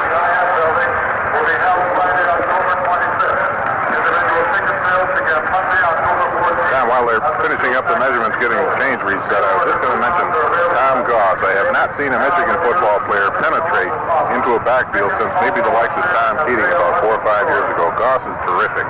It was enough for the first down, so it's first and 10 to go over the Michigan 48-yard line. The handoff is given to Highsmith. Big hole over the right side. The 40, 35, the 30, and he's knocked down inside the Michigan 30-yard line by Barry Pearson. John Highsmith, who has come out here to replace Tommy Love, exploded over the left side of his own line. And Jerry Hartman is now limping off the field. He has been hampered by ankle injuries throughout this season, and going in to take his place is Bob Wedge. And now Michigan's going to have to call for a timeout to get him in there, and we've got a timeout on the field with a score, Michigan 13, Michigan State 6. Now let's see if we have time to run down some of these scores that we have. The big one at Columbus, Ohio on Columbus Day, which seemed to favor the Buckeyes. Between Purdue and Ohio State, there is no score after one half of action. Purdue nothing, Ohio State nothing. There is no score between California and Army after the first half. Boston College leads Villanova 21-0 after the first half. Syracuse on top of Pittsburgh 24-17 after one half. Princeton 21, Dartmouth 7 after a half. Western Michigan 14, Kent State nothing after a half. Missouri leads Colorado 7-0 after one quarter. Alabama 7, Vanderbilt nothing after a quarter. North Carolina 17, Maryland 14 after a half. VPI 7, Wake Forest nothing after one half.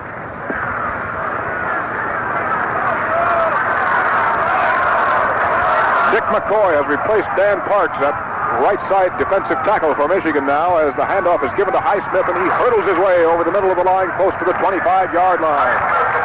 Highsmith, looking more like a high hurdler than a tailback right now, has a flag down on that last play. Apparently a personal foul penalty coming up against Michigan State. That was the preliminary signal that we got. Here comes Jerry Miklas back in at middle guard for Michigan. Henry Hill comes out of there, and it's a 15-yard walk-off against the Spartans, moving it back to the Michigan 41. Hill is limping a little bit also. This has been a bruising, tough, hard-fought football game, as they always are, between the Spartans and the Wolverines.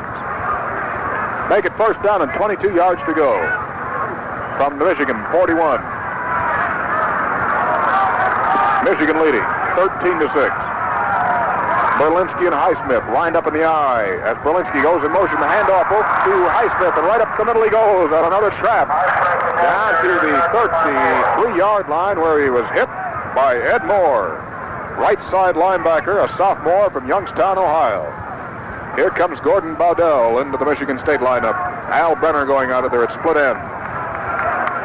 That time they had Berlinski in motion to the right. They pulled the left side linebacker for Michigan away with him and opened up the middle for the trap, and they sprung Highsmith loose.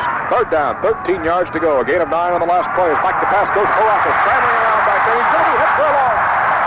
Jerry Miklas, middle guard, senior from Chicago, Illinois, and Tom Goss broke through that Michigan State line to nail Ferracco back at the 42-yard line of Michigan.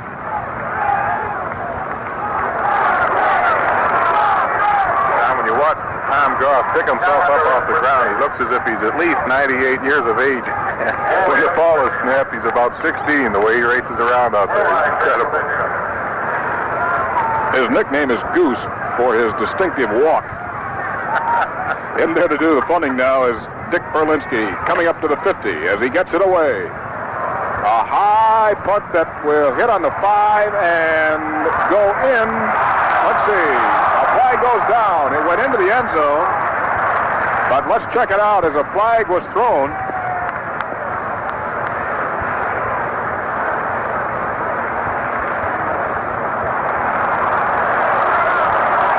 And they're going to bring it out to the 20 to put it in play. There was not control of that football, as there has to be to down it. You can't simply touch a football on a punt and expect it to be grounded at that point. And that's what happened that time, as the Spartans did get a hand on it about the half-yard line, but it bounced into the end zone, and there was no control, so they will bring it out to the 21st and 10 to go. There is 10:41 showing on the clock in this third quarter. Michigan holding a 13-6 lead. Jim Betts now playing flanker back as John Gabler is out with a rib injury. Dennis Brown sliding down the right side. He's going to run with the ball, and he is hit and dropped back of the 20 by Gary Nowak, a sophomore defensive left end from St. Clair Shores. Here's a first period Big Ten score. Indiana 7, Iowa nothing. Don Law assisted on that tackle. Here comes Jack Harpring into the lineup at left guard for Dick Calderazzo. Harpring, a sophomore. Very versatile lineman. Play about any interior lineman position. Second down, a loss of 1 on the last play. Make it 2nd and 11. As Brown hands off to Johnson, and he is hit on a bruising tackle right at the line of scrimmage by Bill Dawson. Oh, did Dawson unlimber a tackle on Johnson right at the line of scrimmage. No gain. Third down and still 11. Iowa State leads Kansas State 7-0 after 1 quarter.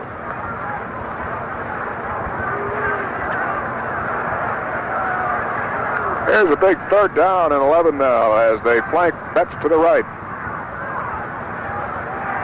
As back to pass. A little swing pass out to Johnson at the 20. Stiff arms one man, but is knocked off his feet at the 25-yard line.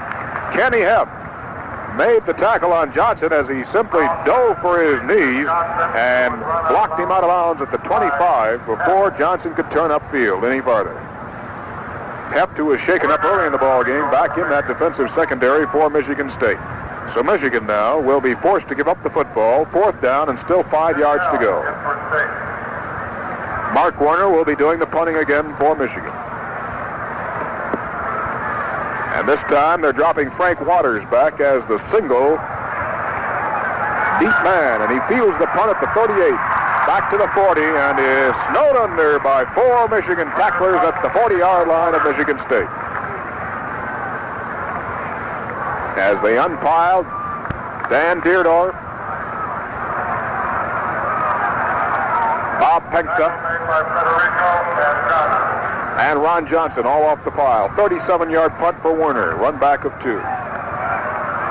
Resting right at the 40-yard line of Michigan State. 1st and 10 to go for the Spartans. Eddie McLeod over the ball at center. Baird and Saul are the guards. Van Elston, Wysinski the tackles, and the handoff is given to Don Highsmith. And again, he hurdles over the right side of his own line and picks up about 4 to the 44-yard line. Dan Parks in on the stop for Michigan. And Henry Hill, who is back in at middle guard. A pair of sophomores. Michigan now with 3 sophomores in that defensive lineup. Hill, Parks, and Moore. 2nd down and 6 yards to go. Wiedemeyer set in the slot to the left, and the handoff again is given to Highsmith. He spins away from 2 tacklers and moves it close to the 50-yard line. Holding on to his ankles was Cecil Pryor, as the ball resting just shy of the 50-yard line. 3rd down and less than a foot to go for the 1st down. George Huey back into the Michigan lineup now, and that's good news for Michigan fans. 3rd down, less than a yard. Ferracco is going to dive for it himself as he's over the 50 and apparently has the 1st down. He ran into Henry Hill.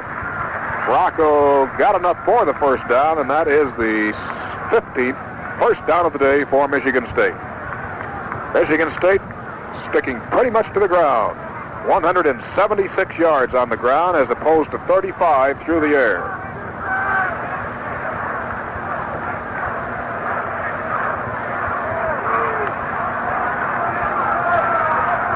First and 10 to go for the Spartans. Wiedemeyer in the slot to the left. Bowdell is the split left end, and on the reverse, it's given off to Wiedemeyer. Around the right side he goes, down to the 45-yard line. Runs into Phil Seymour and Brian Healy. As they spot the ball shy of the 45 in Michigan territory. Make it 2nd down and 6 yards to go. The Michigan defensive line now reading Seymour, Goss, Stinsig, Hill, Moore, Parks, and Pryor.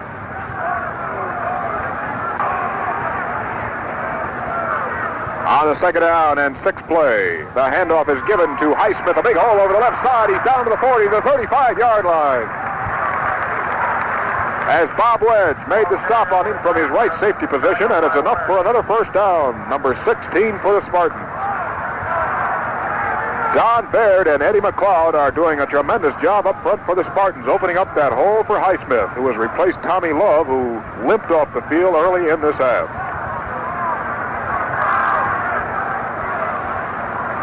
First and 10 to go. Time running with less than 7 minutes to go in the 3rd quarter. Michigan State trailing 7-6. Highsmith again with the football, and over the right side he goes this time, down to the 31-yard line. Stop by Goss. Tom Goss, Tom Stinsick, both on the tackle. Nothing fancy, nothing devilish about this at all. It's straight power running by Don Highsmith and some great blocking on the part of the Spartans. Michigan has called for a timeout. There's a timeout on the field with the score Michigan 13, Michigan State 6. Tom, I think the fact that Michigan State is playing a grind-em-out type of ball game, they haven't gone for the bomb as of this point. I think they're, just that one occasion they did early in the first quarter, I think they're pretty well gives a commentary on the Michigan passing attack. Doherty knows that Michigan can score in the air, and he wants to hold on to that football for the duration of the ball game if he possibly could, and give Michigan just as little an opportunity to score as they can. State has made about, I think, 4 first downs with just a matter of an inch or two out there, and that's been actually the difference in Michigan getting the ball and having an opportunity to score, and they're not. And you've got to look at that as the game continues. If State can keep this ground game moving, as they have been so grudgingly, that it's going to hurt Michigan, because one quick score by State and they're right back in the ball game and in the lead.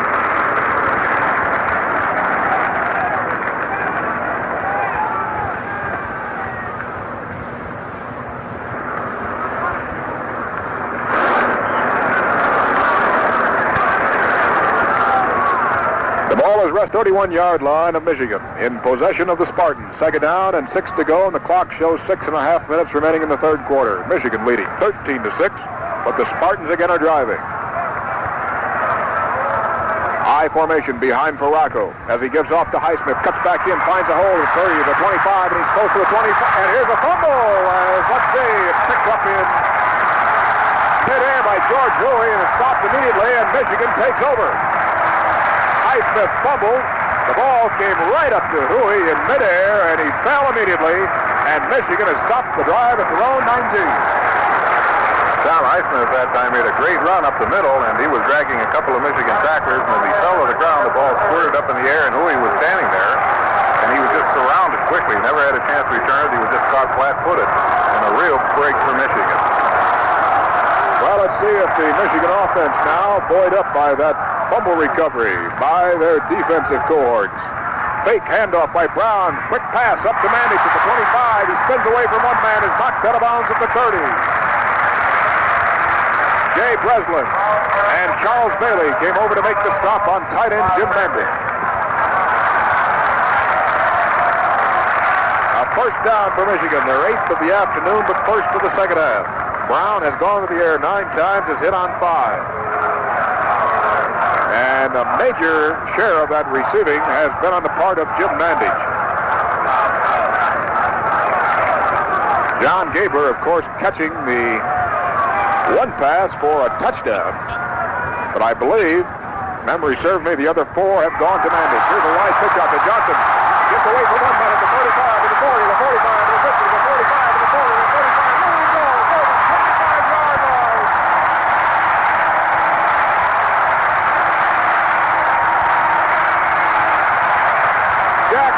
Put on a beautiful block along with Jim Bentz, and finally Frank Waters got back to make the stop on Johnson, and every time he turns it loose, you run out of adjectives.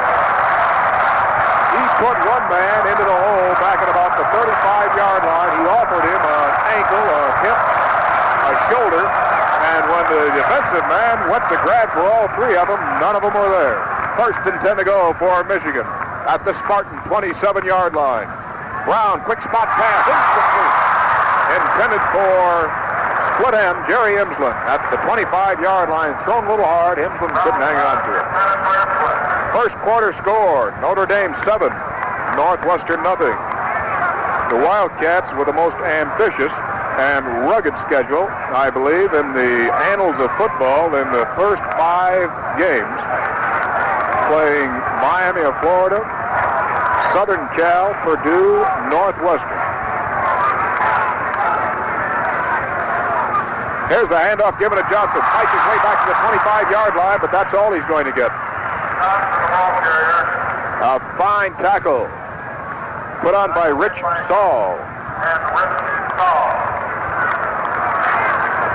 Linebacker on the left side.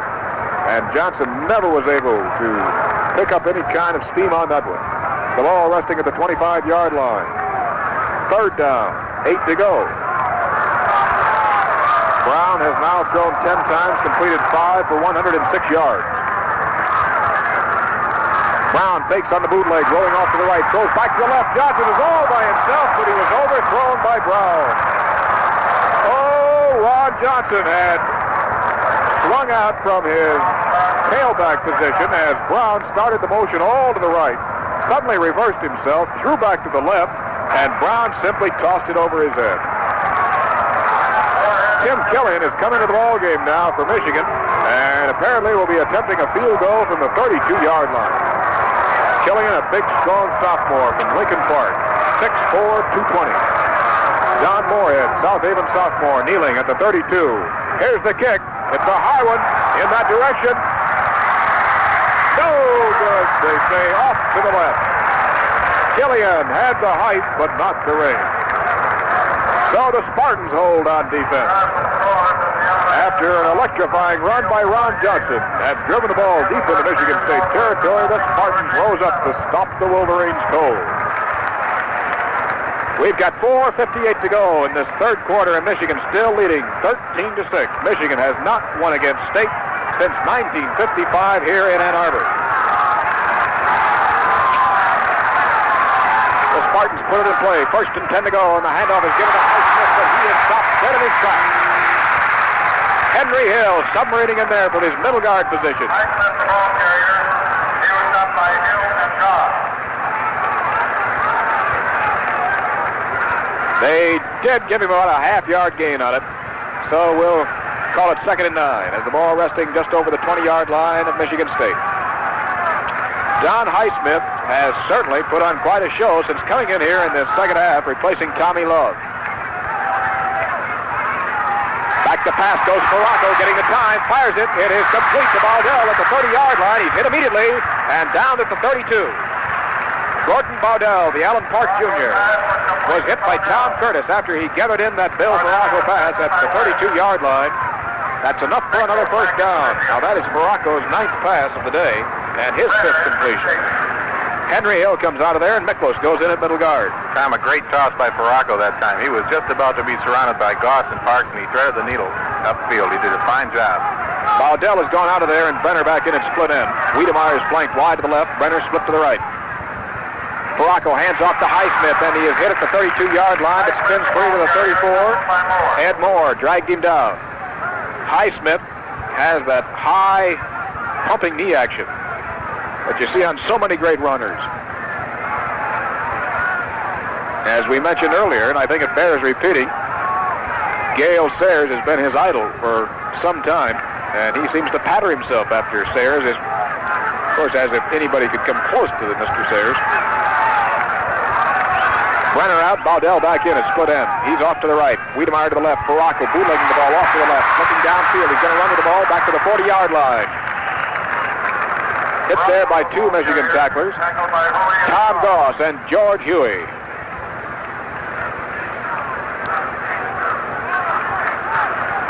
The ball resting right at the 40-yard line. 3rd down. And a yard to go for the first down. Less than 3 minutes to go in this third quarter. Baracco now in a big 3rd down play. Sends in motion Berlinski to the left. Pitch out back to Highsmith. Turns the corner at the 40. He's up over the 42 to the 43, and it looks like he's got the first down. It's 18 for the Spartans today. Here comes Pryor out of there, and Jim Wilhite back in at defensive right end. Pryor getting a breather. Talking with Denny Fitzgerald. Down on the field. Fitzgerald on the phones up to the press box right now. Michigan State now has called for a timeout. So there is a timeout on the field with a score Michigan 13, Michigan State 6.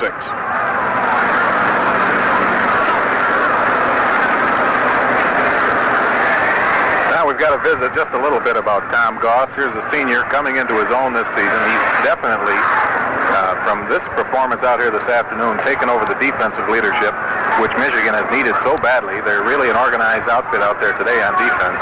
And you know, the number of tackles that he has made in this ball game is outstanding by the fact that Michigan State has not run at him. Most of his tackles are made 35 or 40 yards across field on sweep plays, and he's got to avoid about 9 guys taking a shot at him on the way across.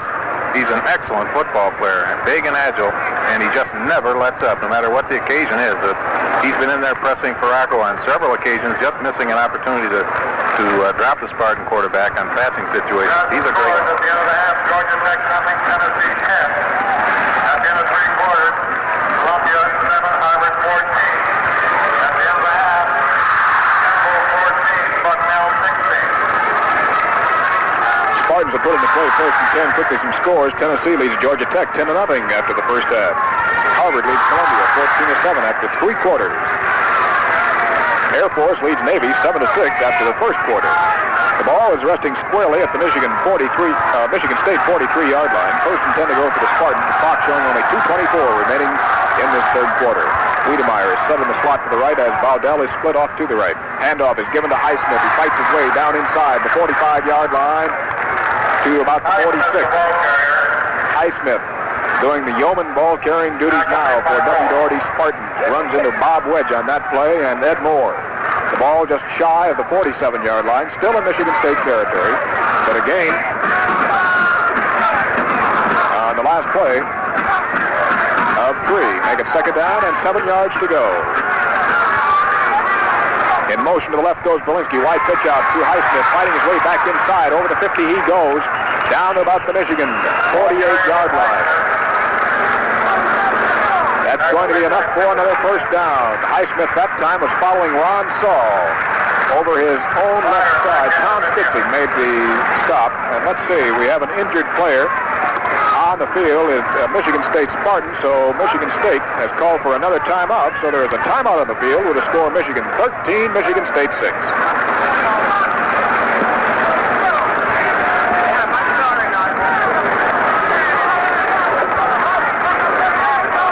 Earlier time what a bruising ball game this is, and Michigan felt the blow to Hartman as he went out with an ankle injury here early in the second half. He's had that ankle problem all year long, and he is a fine defensive back, and certainly he works together with his teammates back there as an excellent secondary unit for Michigan. And when he's out, they really miss him because those guys communicate, and they've hawked an awful lot of footballs together, and you can bet that he'll be trying to get back into that lineup just as quickly as he can.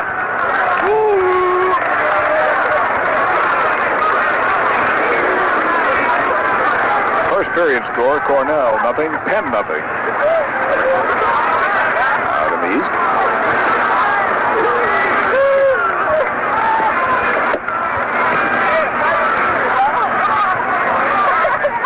The injured Spartan player Don Highsmith has left the field under his own power, and Earl Anderson, a sophomore, has checked in for him. He is the third tailback now running for Duffy Daugherty today, and he's just back from an injury himself. In motion to the right. Goes Berlinski, pitch out to Anderson, finds a hole, back in at the 40, down to the 36, to the 35-yard line. Dan Park slid over to make the stop, but it's a first down for Michigan State. Well, regardless of who Duffy Daugherty puts in that tailback position, he's coming on out there looking like Doak Walker. And that time, sophomore Earl Anderson from Tifton, Georgia, a scat back at 5'9", 198. Stumpy lad. Tore around that right side, got a good block from Berlinski, and gave Michigan State a first down at the Michigan 35. Again, the give goes to Anderson, and he finds a hole over the right side, and he's inside the 30-yard line. As he got some good blocks from Ron Saul and Craig Lysinski before Phil Seymour could make the tackle for Michigan. He had moved it to the 28. Second down and 3.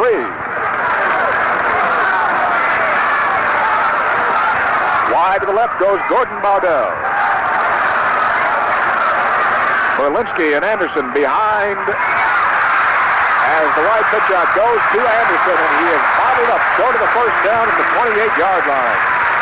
He tried the power sweep around the left side, but Pryor, Seymour, and Stinsig all met him head on.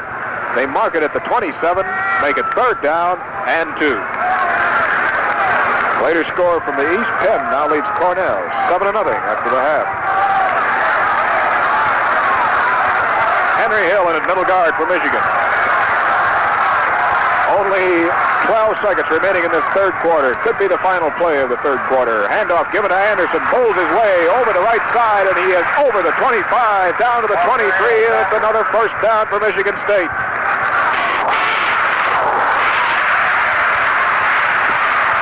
Getting off the bottom of the pile, Phil Seymour. With the clock showing 2-1, and that's the end of the third quarter with a score of Michigan 13, Michigan State 6. The University of Michigan marching band playing the victors. The Michigan State marching band playing the Spartan fight song.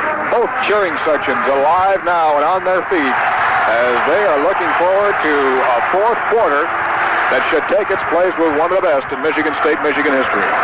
Tom, I noticed when the ball was being exchanged and brought down here to the north end of the field, both teams just about walked down to their new positions. I'll tell you, the Michigan defense and the Spartan offense, they were the third period of action. Here we go. First and 10 for the Spartans at the Michigan 22-yard line, and quarterback Bill Farraco asks the crowd to calm it down a bit as his players unable to hear the signals. Michigan, so far in this game, has gone to the ground 25 times in rushing and 11 to the air. Michigan State, 63 plays on the ground and 9 through the air. So you can see the difference in ball control. 2-1 in favor of Michigan State. Our thanks to our demon statistician, Bill Swisher, for that little bit of information. As in motion to the right goes Berlinski. Hand up the middle goes Anderson, but he is hit by Tom Doss at the 20-yard line, and Cecil Pryor. Also Tom Stinsick. As Anderson moved it to the 20. Michigan State so far has lost two tailbacks, Tommy Love and Don Highsmith, because of injuries. Anderson is the third tailback, employed today by Duffy Doherty. Second down, 8 yards to go. Gordon Bodell split out wide to the right. Charlie Wiedemeyer in the slot to the right. Motion goes to the right. Wide pitch out to Anderson, and he is hit for a loss. Phil Seymour broke through there from his defensive end position to nail Anderson back at the 20. Well, they mark it shy of the 20. So he lost about a half yard on the play. Make it third down and still a little over 8 to go. Michigan leading 13-6. There has been no scoring in the second half. As both teams scored the first time, they had their hands in the football, but since that time, the defense has taken over. Farraco straight back to pass. Fires one. It's caught down to the Michigan 70 to the 5. Al Brenner coming up with a big reception. He was hit immediately by Stinsick and Huey at the Michigan 6-yard line. They mark it. First and goal to go for the Spartans. And Michigan State with their chance to take over the lead for the first time this afternoon. Here comes Ed Moore out of there at a tackle. Dick McCoy is checked in for him. First and goal for the Spartans for the Michigan 6. Farraco hands off to Anderson. He's inside the 5, down to about the 2. Cecil Pryor and Tom Stinsick both umpiling along with Henry Hill. Let's see where they mark it. At the 3. Second down and goal to go. Anderson that time carried the ball like a loaf of bread out there, and that will give coaches fits as he was hanging it out there as kind of an easy game. Farraco turns again, gives to Anderson, and he's in there. Touchdown, Michigan State. Earl Anderson, third-string tailback from Clifton, Georgia, folded his way from 3 yards out into the end zone. And now it's 13-12 in favor of Michigan. Let's see if the Spartans go for the 1 or the 2-point conversion. This is what gives coaches nightmares. Charlie Wiedemeyer is kneeling, and Gary Boyce will be attempting the extra point. I don't think anybody's sitting here at the stadium. They're all on their feet. And the officials now motioning for the Michigan State band to get back a little bit as they were kind of encroaching into the end zone. Gary Boyce will try to put it through and tie this ball game up. The snap, the ball's down, the kick, it's a fake, and Wiedemeyer's rolling back the pass. He fires it, it's complete. A two-point conversion to tight end Frank Foreman. And Michigan State has gone on top 14-13.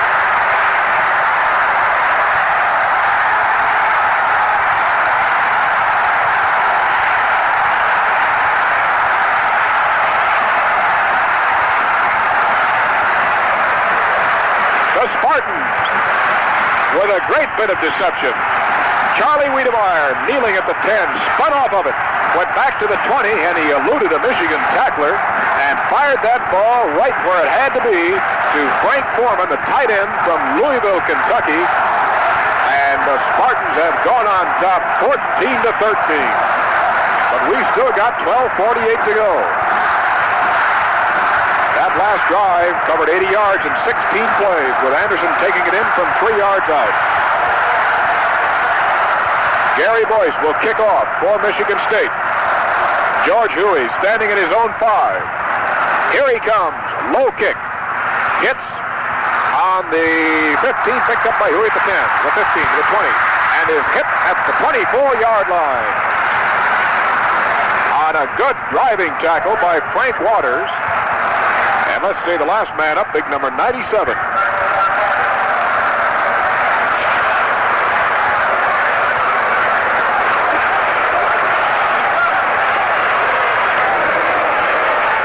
Martin. Michigan will put it in play. 1st and 10 to go. We'll get a station break here at our first opportunity. 1st and 10 for Michigan. In motion to the right goes Johnson. Brown keeps it, and he's up over the 25, and that's it. Now, quickly, let's pause 10 seconds for station identification. This is the University of Michigan Broadcasting Service.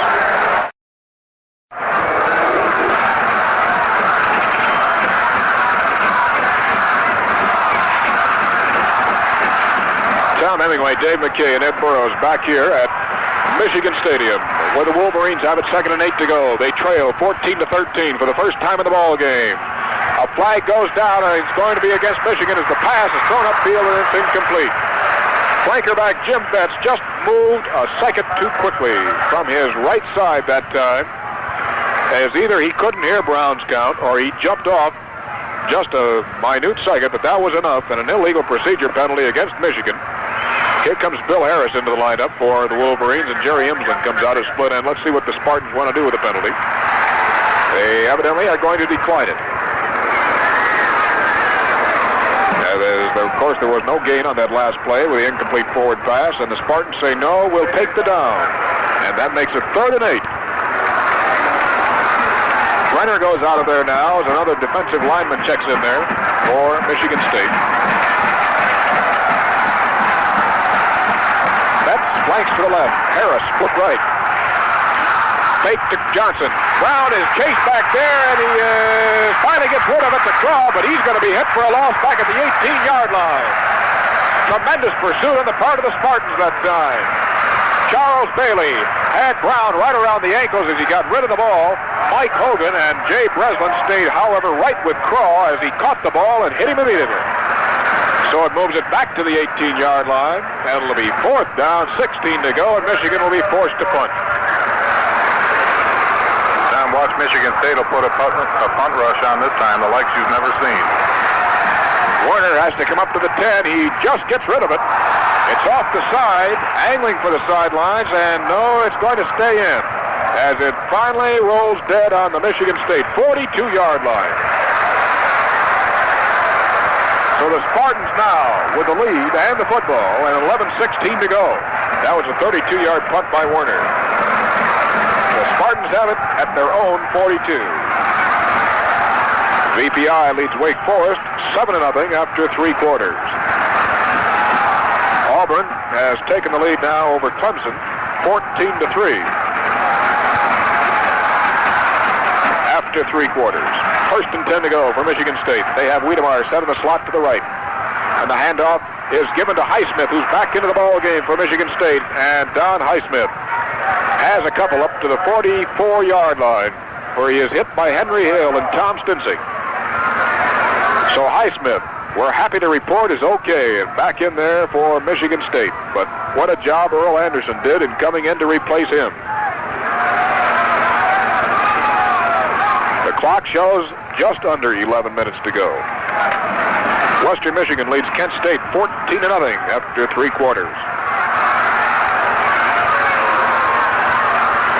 Morocco on the reverse to Wiedemeyer, comes back to the 45-yard line, but is hit on a great tackle by Phil Seymour, right at the 45-yard line. As that time Seymour didn't move over, he held his position from the defensive left end and let Wiedemeyer run right to him.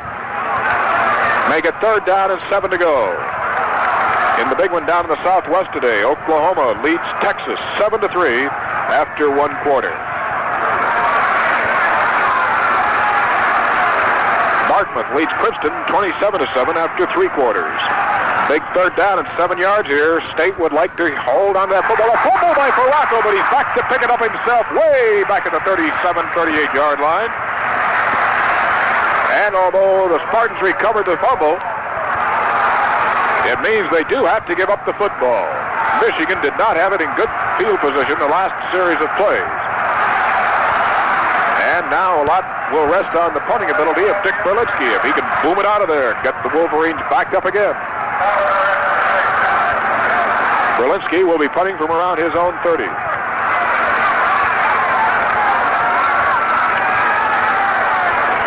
Michigan dropped 3 men back. Huey in the deep spot. Beautiful punt by Berlinski. A wonderful punt, and it goes all the way into the end zone. So they'll bring it out to the 20. Huey never had a chance as that ball sailed over his head.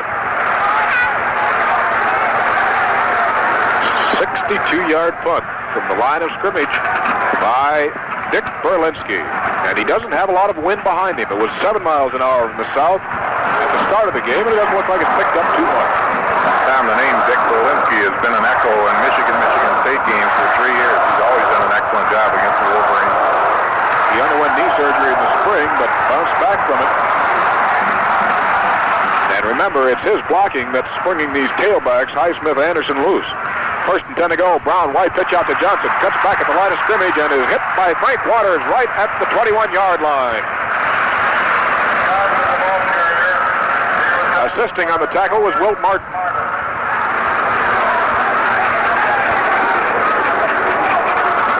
On about the last 3 or 4 occasions that Dennis Brown has thrown the ball, he has overthrown his receiver or thrown it right on by him, and he's going to have to calm down and thread the needle if Michigan is going to sustain a drive. They're not going to be able to do it all the way on the ground. That's obvious right now. Johnson gained only a yard. 2nd down and 9 yards to go. Brown on the bootleg, back to pass, fires it. It is caught at the 32-yard line and knocked out of bounds immediately. Is split end Jerry Imsland. Knocking him out was Frank Waters.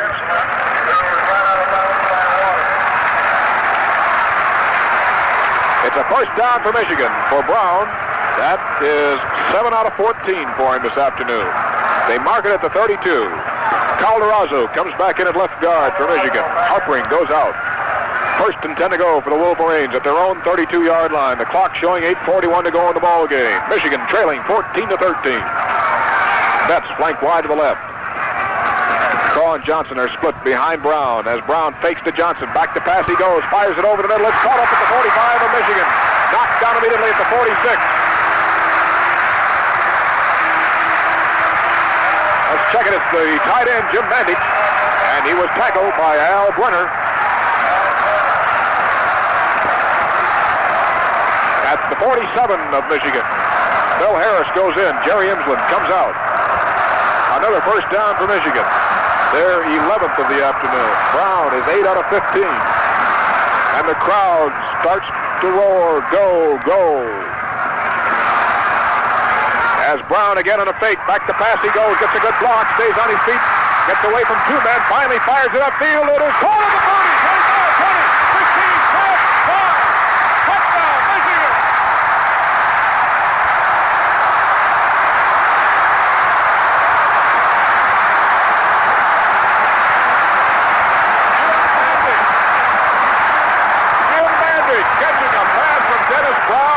Just about everything in the book thrown at him back there. He was able to stay on his feet. He got away from two Michigan State tacklers. The stadium is in pandemonium. 8:05 to go. Michigan back on top, 19-14. Jim Mandich catching that pass from Dennis Brown at the Spartan 35, and he simply outlegged the rest of the Michigan State defensive secondary into the end zone.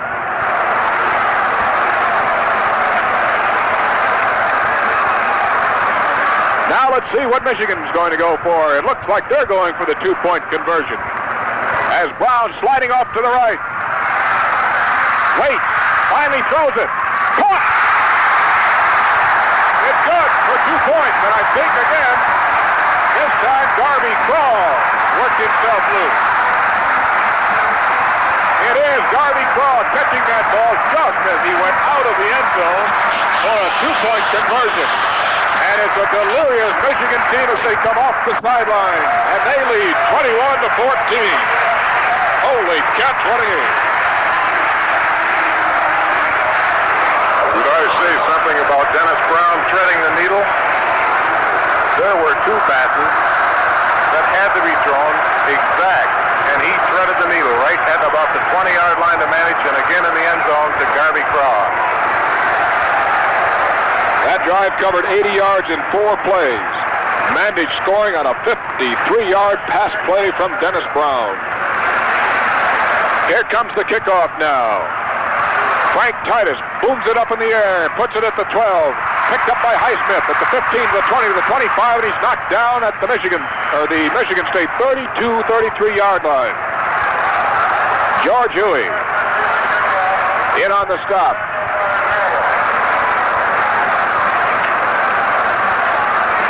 And now Michigan State. Oh, listen to this score. Ohio State 13, Purdue nothing after 3 quarters. That could knock the Big Ten into a cocked hat here early in the season. Bill Ferracco now wants to go over to the sideline to talk to Duffy Daugherty, so Michigan State is called for a timeout. So there's a timeout on the field with the score Michigan 21, Michigan State 14. Tom, exactly 8 minutes remaining in this ball game, and that is certainly a lot of time because both scores here came so quickly. That's the Purdue score being announced, 13-0. What period is that? That's a third quarter score, Dave. Ohio State 13, quarter. Purdue nothing at the third period mark. But there's a lot of time in this ball game, and you can bet that State will be trying to maybe grind out another one here and get back into the ball game, down 21-14. They've not shown much in the airways. What did you say, Tom, before? There were nine passes attempted? Yeah, Michigan State now has tried 10 and completed 6 for 59 yards. They have not gone to the air very much in the second half. They have thrown only 2 times in the second half. Only at one occasion did they throw deep in the entire ball game. That was knocked down very well by Hartman.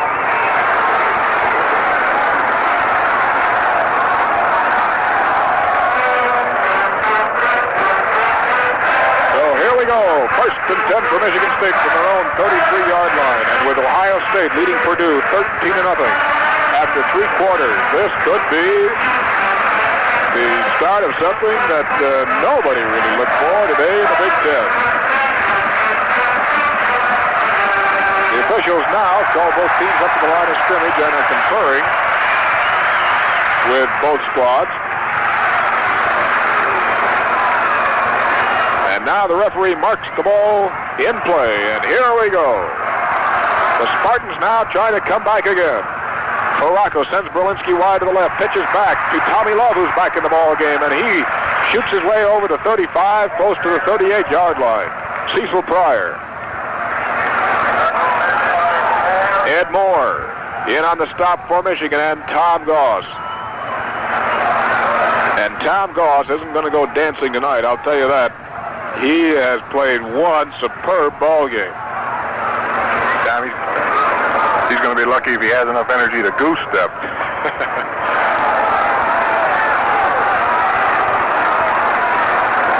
Second down and 5 yards to go as Tommy Love is back into the ball game and takes the wide pitch out. Starts around the right side. He's going to throw the ball. Long one. and almost intercepted as Brian Healy had the ball in his hands at the Michigan 35-yard line but couldn't hold on to it. Michigan State coming up with a halfback pass that time as Tommy Love is back into the lineup. And he fired that ball all the way down to the Michigan 35, intended for Al Brenner, but it was thrown wide of Brenner and right into Healy's hands. So make it 3rd and 5. Brenner is checking out of there, and Baudel comes in for him. Air Force continues to lead Navy 7-0 after one half. Army has taken a 3-0 lead over California after 3 quarters. 3rd down, 5 yards to go. A big play for the Spartans. In the option, sliding down is Faraco. Pitches back to Love. He's got the first down as he's over the 45-yard line up to about the 48. Hit by Tom Curtis. And that will be enough for the first down. The Spartans in first downs today have 23 compared to Michigan's 12. But Michigan leads in the ball game 21-14. Down the punishing ground game that Michigan State has been playing, you've got to give an awful lot of credit to their front line. They've been doing a tremendous amount of work out there and doing it very well. 1st and 10 to go for Michigan State. On the option this time to the left. The pitch back to Love. Around the left side he goes at the 50, the 45. Out of bounds at the 40-yard line. Run out over there by Tom Curtis. At the 40-yard line, and that'll be enough for another first down. What do the Spartans have on the ground so far, Bill? 288 yards.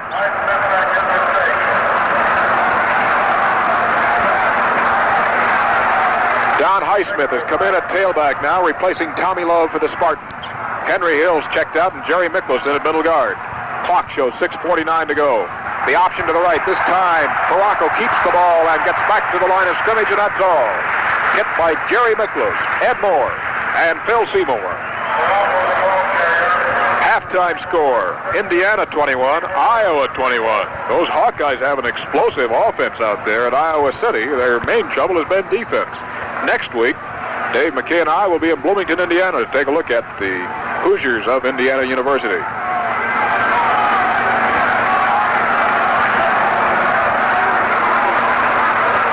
Second down, 10 yards to go. No gain on that last play. Clock running with just over 6 minutes to go. In motion to the left this time, Berlinski. Back to pass goes Faraco. He fires it over the middle to Wiedemeyer. Catches it, and he couldn't hold on to it.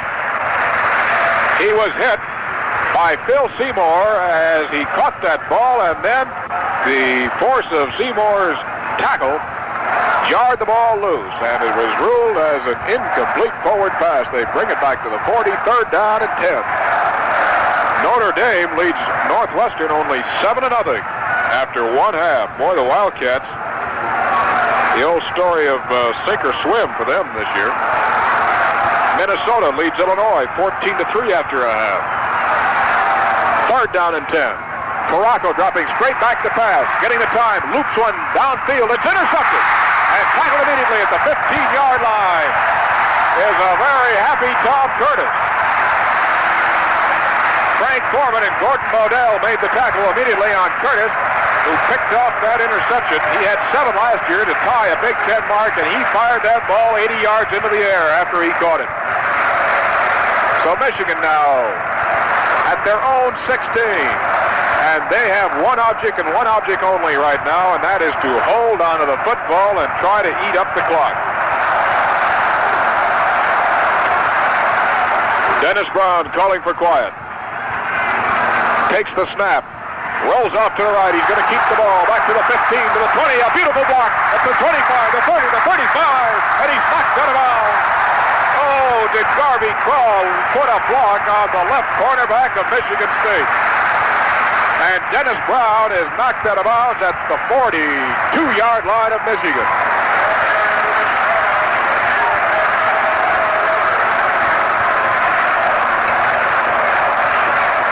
A final score, Harvard 21, Columbia 14. 1st and 10 to go for Michigan. Dennis Brown moving up to the line of scrimmage. Turns and gives off to Garvey Craw, the first man through, and Craw is up to the 47-yard line.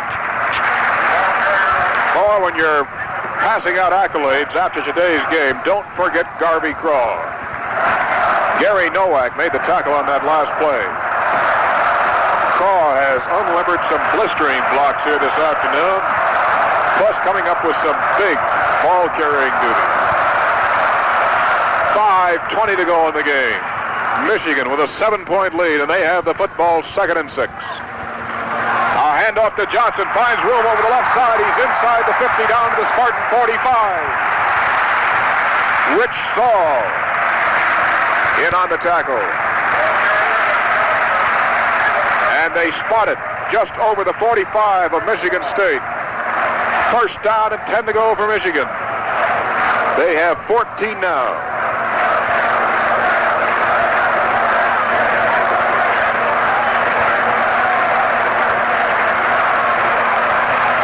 To the line of scrimmage come the Wolverines. Over the ball at center goes Dave Denson.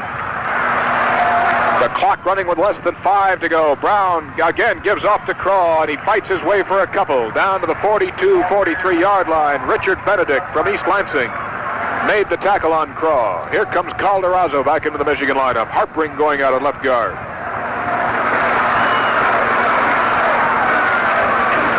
And now, right now, so much weight lays in the hands of the Michigan offensive line. Broadnax, Beardorf, Denson, Calderazzo, Pengsa.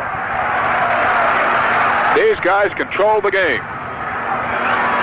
A handoff to Johnson. Finds slight daylight over the left side, and he's inside the 40 to about the 38-yard line.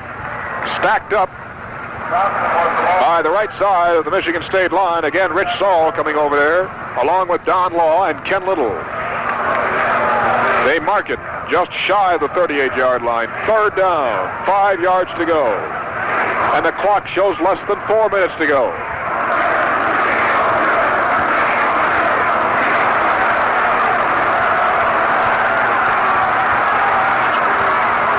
Third down and 5 as Brown snaps out the signals. Rolling off to the right. He's going to keep the ball to the 40, to the 35, to the 30. That's enough for a first down. Run out of bounds by Frank Waters as Dennis Brown again picking up a tremendous block from Craw on the right side, shot down the sideline to the 29-yard line of Michigan State, where it is 1st and 10 to go for Michigan. On a key 3rd down play, Brown keeping himself, sweeping around the right side. Here come the Wolverines. 1st and 10. Clock shows 3:35 to go. Brown takes the snap, hands off to Johnson, cuts back in over the middle of his own line, and he's down to about the 25-yard line. Rick Benedict coming off the pile. Charles Bailey, as Brown followed his center, Dave Denson, to the 25. No score, Mississippi and Georgia after 1 quarter of play. 2nd down, 6 yards to go. Clock running with 3 minutes to go. Harris split to the right. Betts flanked to the left. Handoff is given to Craw, and he stopped at the line of scrimmage for no gain by Rich Saul, the linebacker from the left side, who just simply brushed off all the blocking on the part of Michigan and wrapped his arms around Craw right at the line of scrimmage. No gain on it, make it 3rd down and 6. Here's another big 3rd down play. Right now you've got to watch Dennis Brown and his favorite receiver, Jim Mandage, on this clutch play. He may try to pump it right over the middle to Mandage to pick up the 1st down. You may recall they didn't throw to Mandage too much in that Navy game. They threw the split ends off. The crowd coming to its feet now on a 3rd and 6 situation. Brown gives off to Craw. Big hole in the middle. 20, 15, 10, 5. Touchdown, Michigan! They're mobbing Garvey Craw. They are killing Garvey Craw. He broke over the middle on a trap.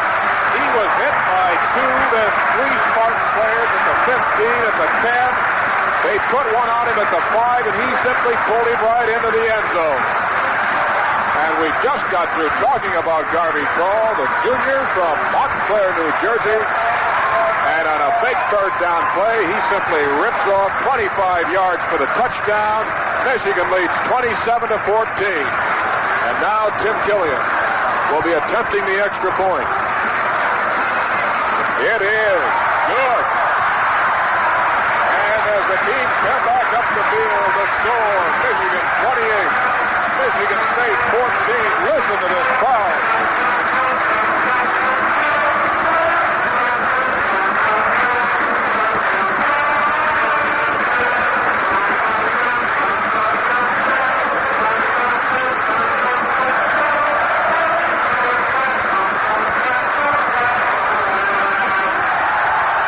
That drive of Michigan covered 85 yards in 9 plays, with Kroll taking it in from 25 yards out.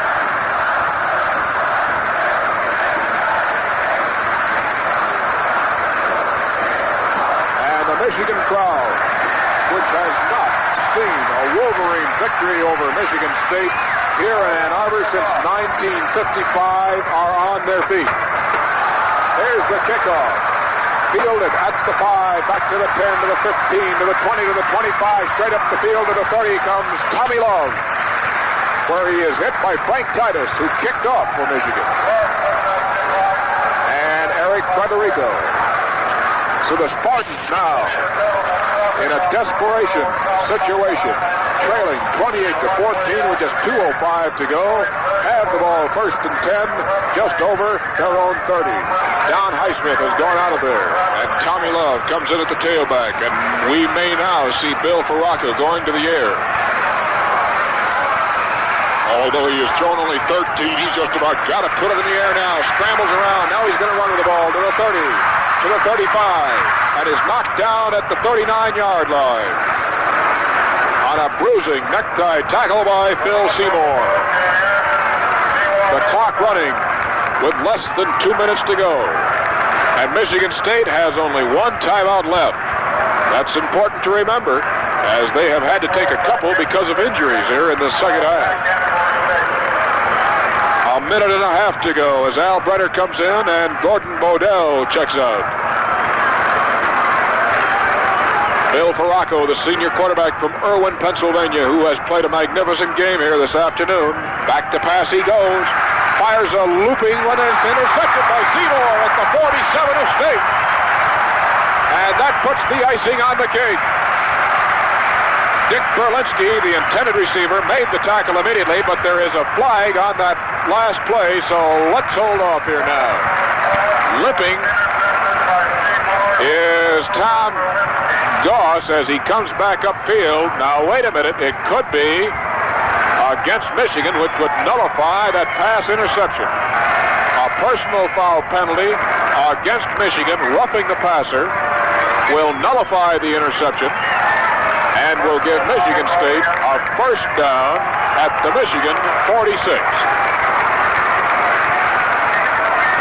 Tom Goss limping off the field now. His place has been taken by Ed Woolley.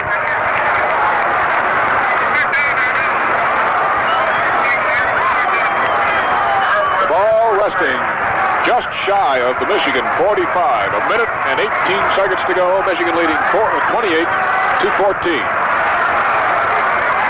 Farraco. Back to pass. No, it is Bill Triplett in at quarterback now, scrambling around, going to run with the football to the 40, to the 35, and is dropped at the 33-yard line by Ed Moore and Phil Seymour. Bill Triplett, a sophomore from Vicksburg, Mississippi, running with that football, and Michigan State now has called for a timeout to stop the clock, so there's a timeout on the field with a score Michigan 28, Michigan State 14.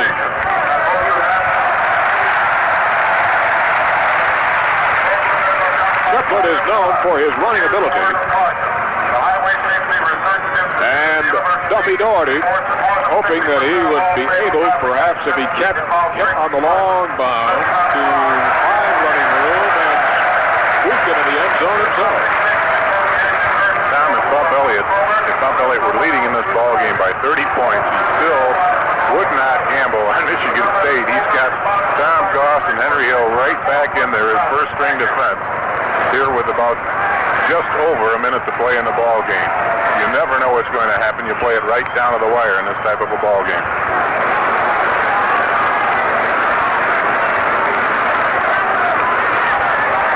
I can tell you one thing, not very much of this 102,000-odd crowd have left.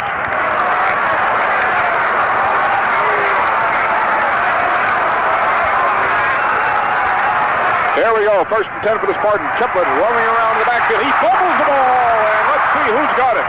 It's back at the 43. Michigan has recovered.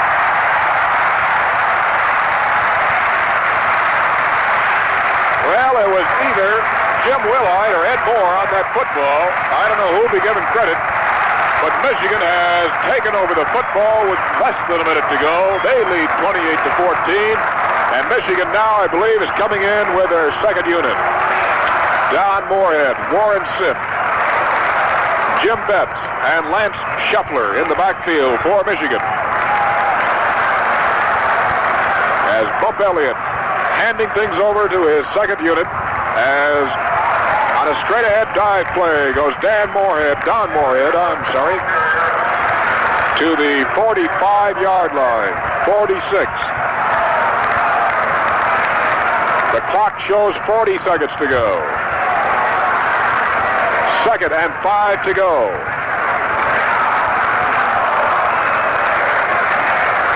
And now the Michigan crowd coming to its feet and starting to applaud as again Moorhead just holds on to the ball and slides up to the 50. Let's quickly pause 10 seconds for station identification. This is the University of Michigan Broadcasting Service.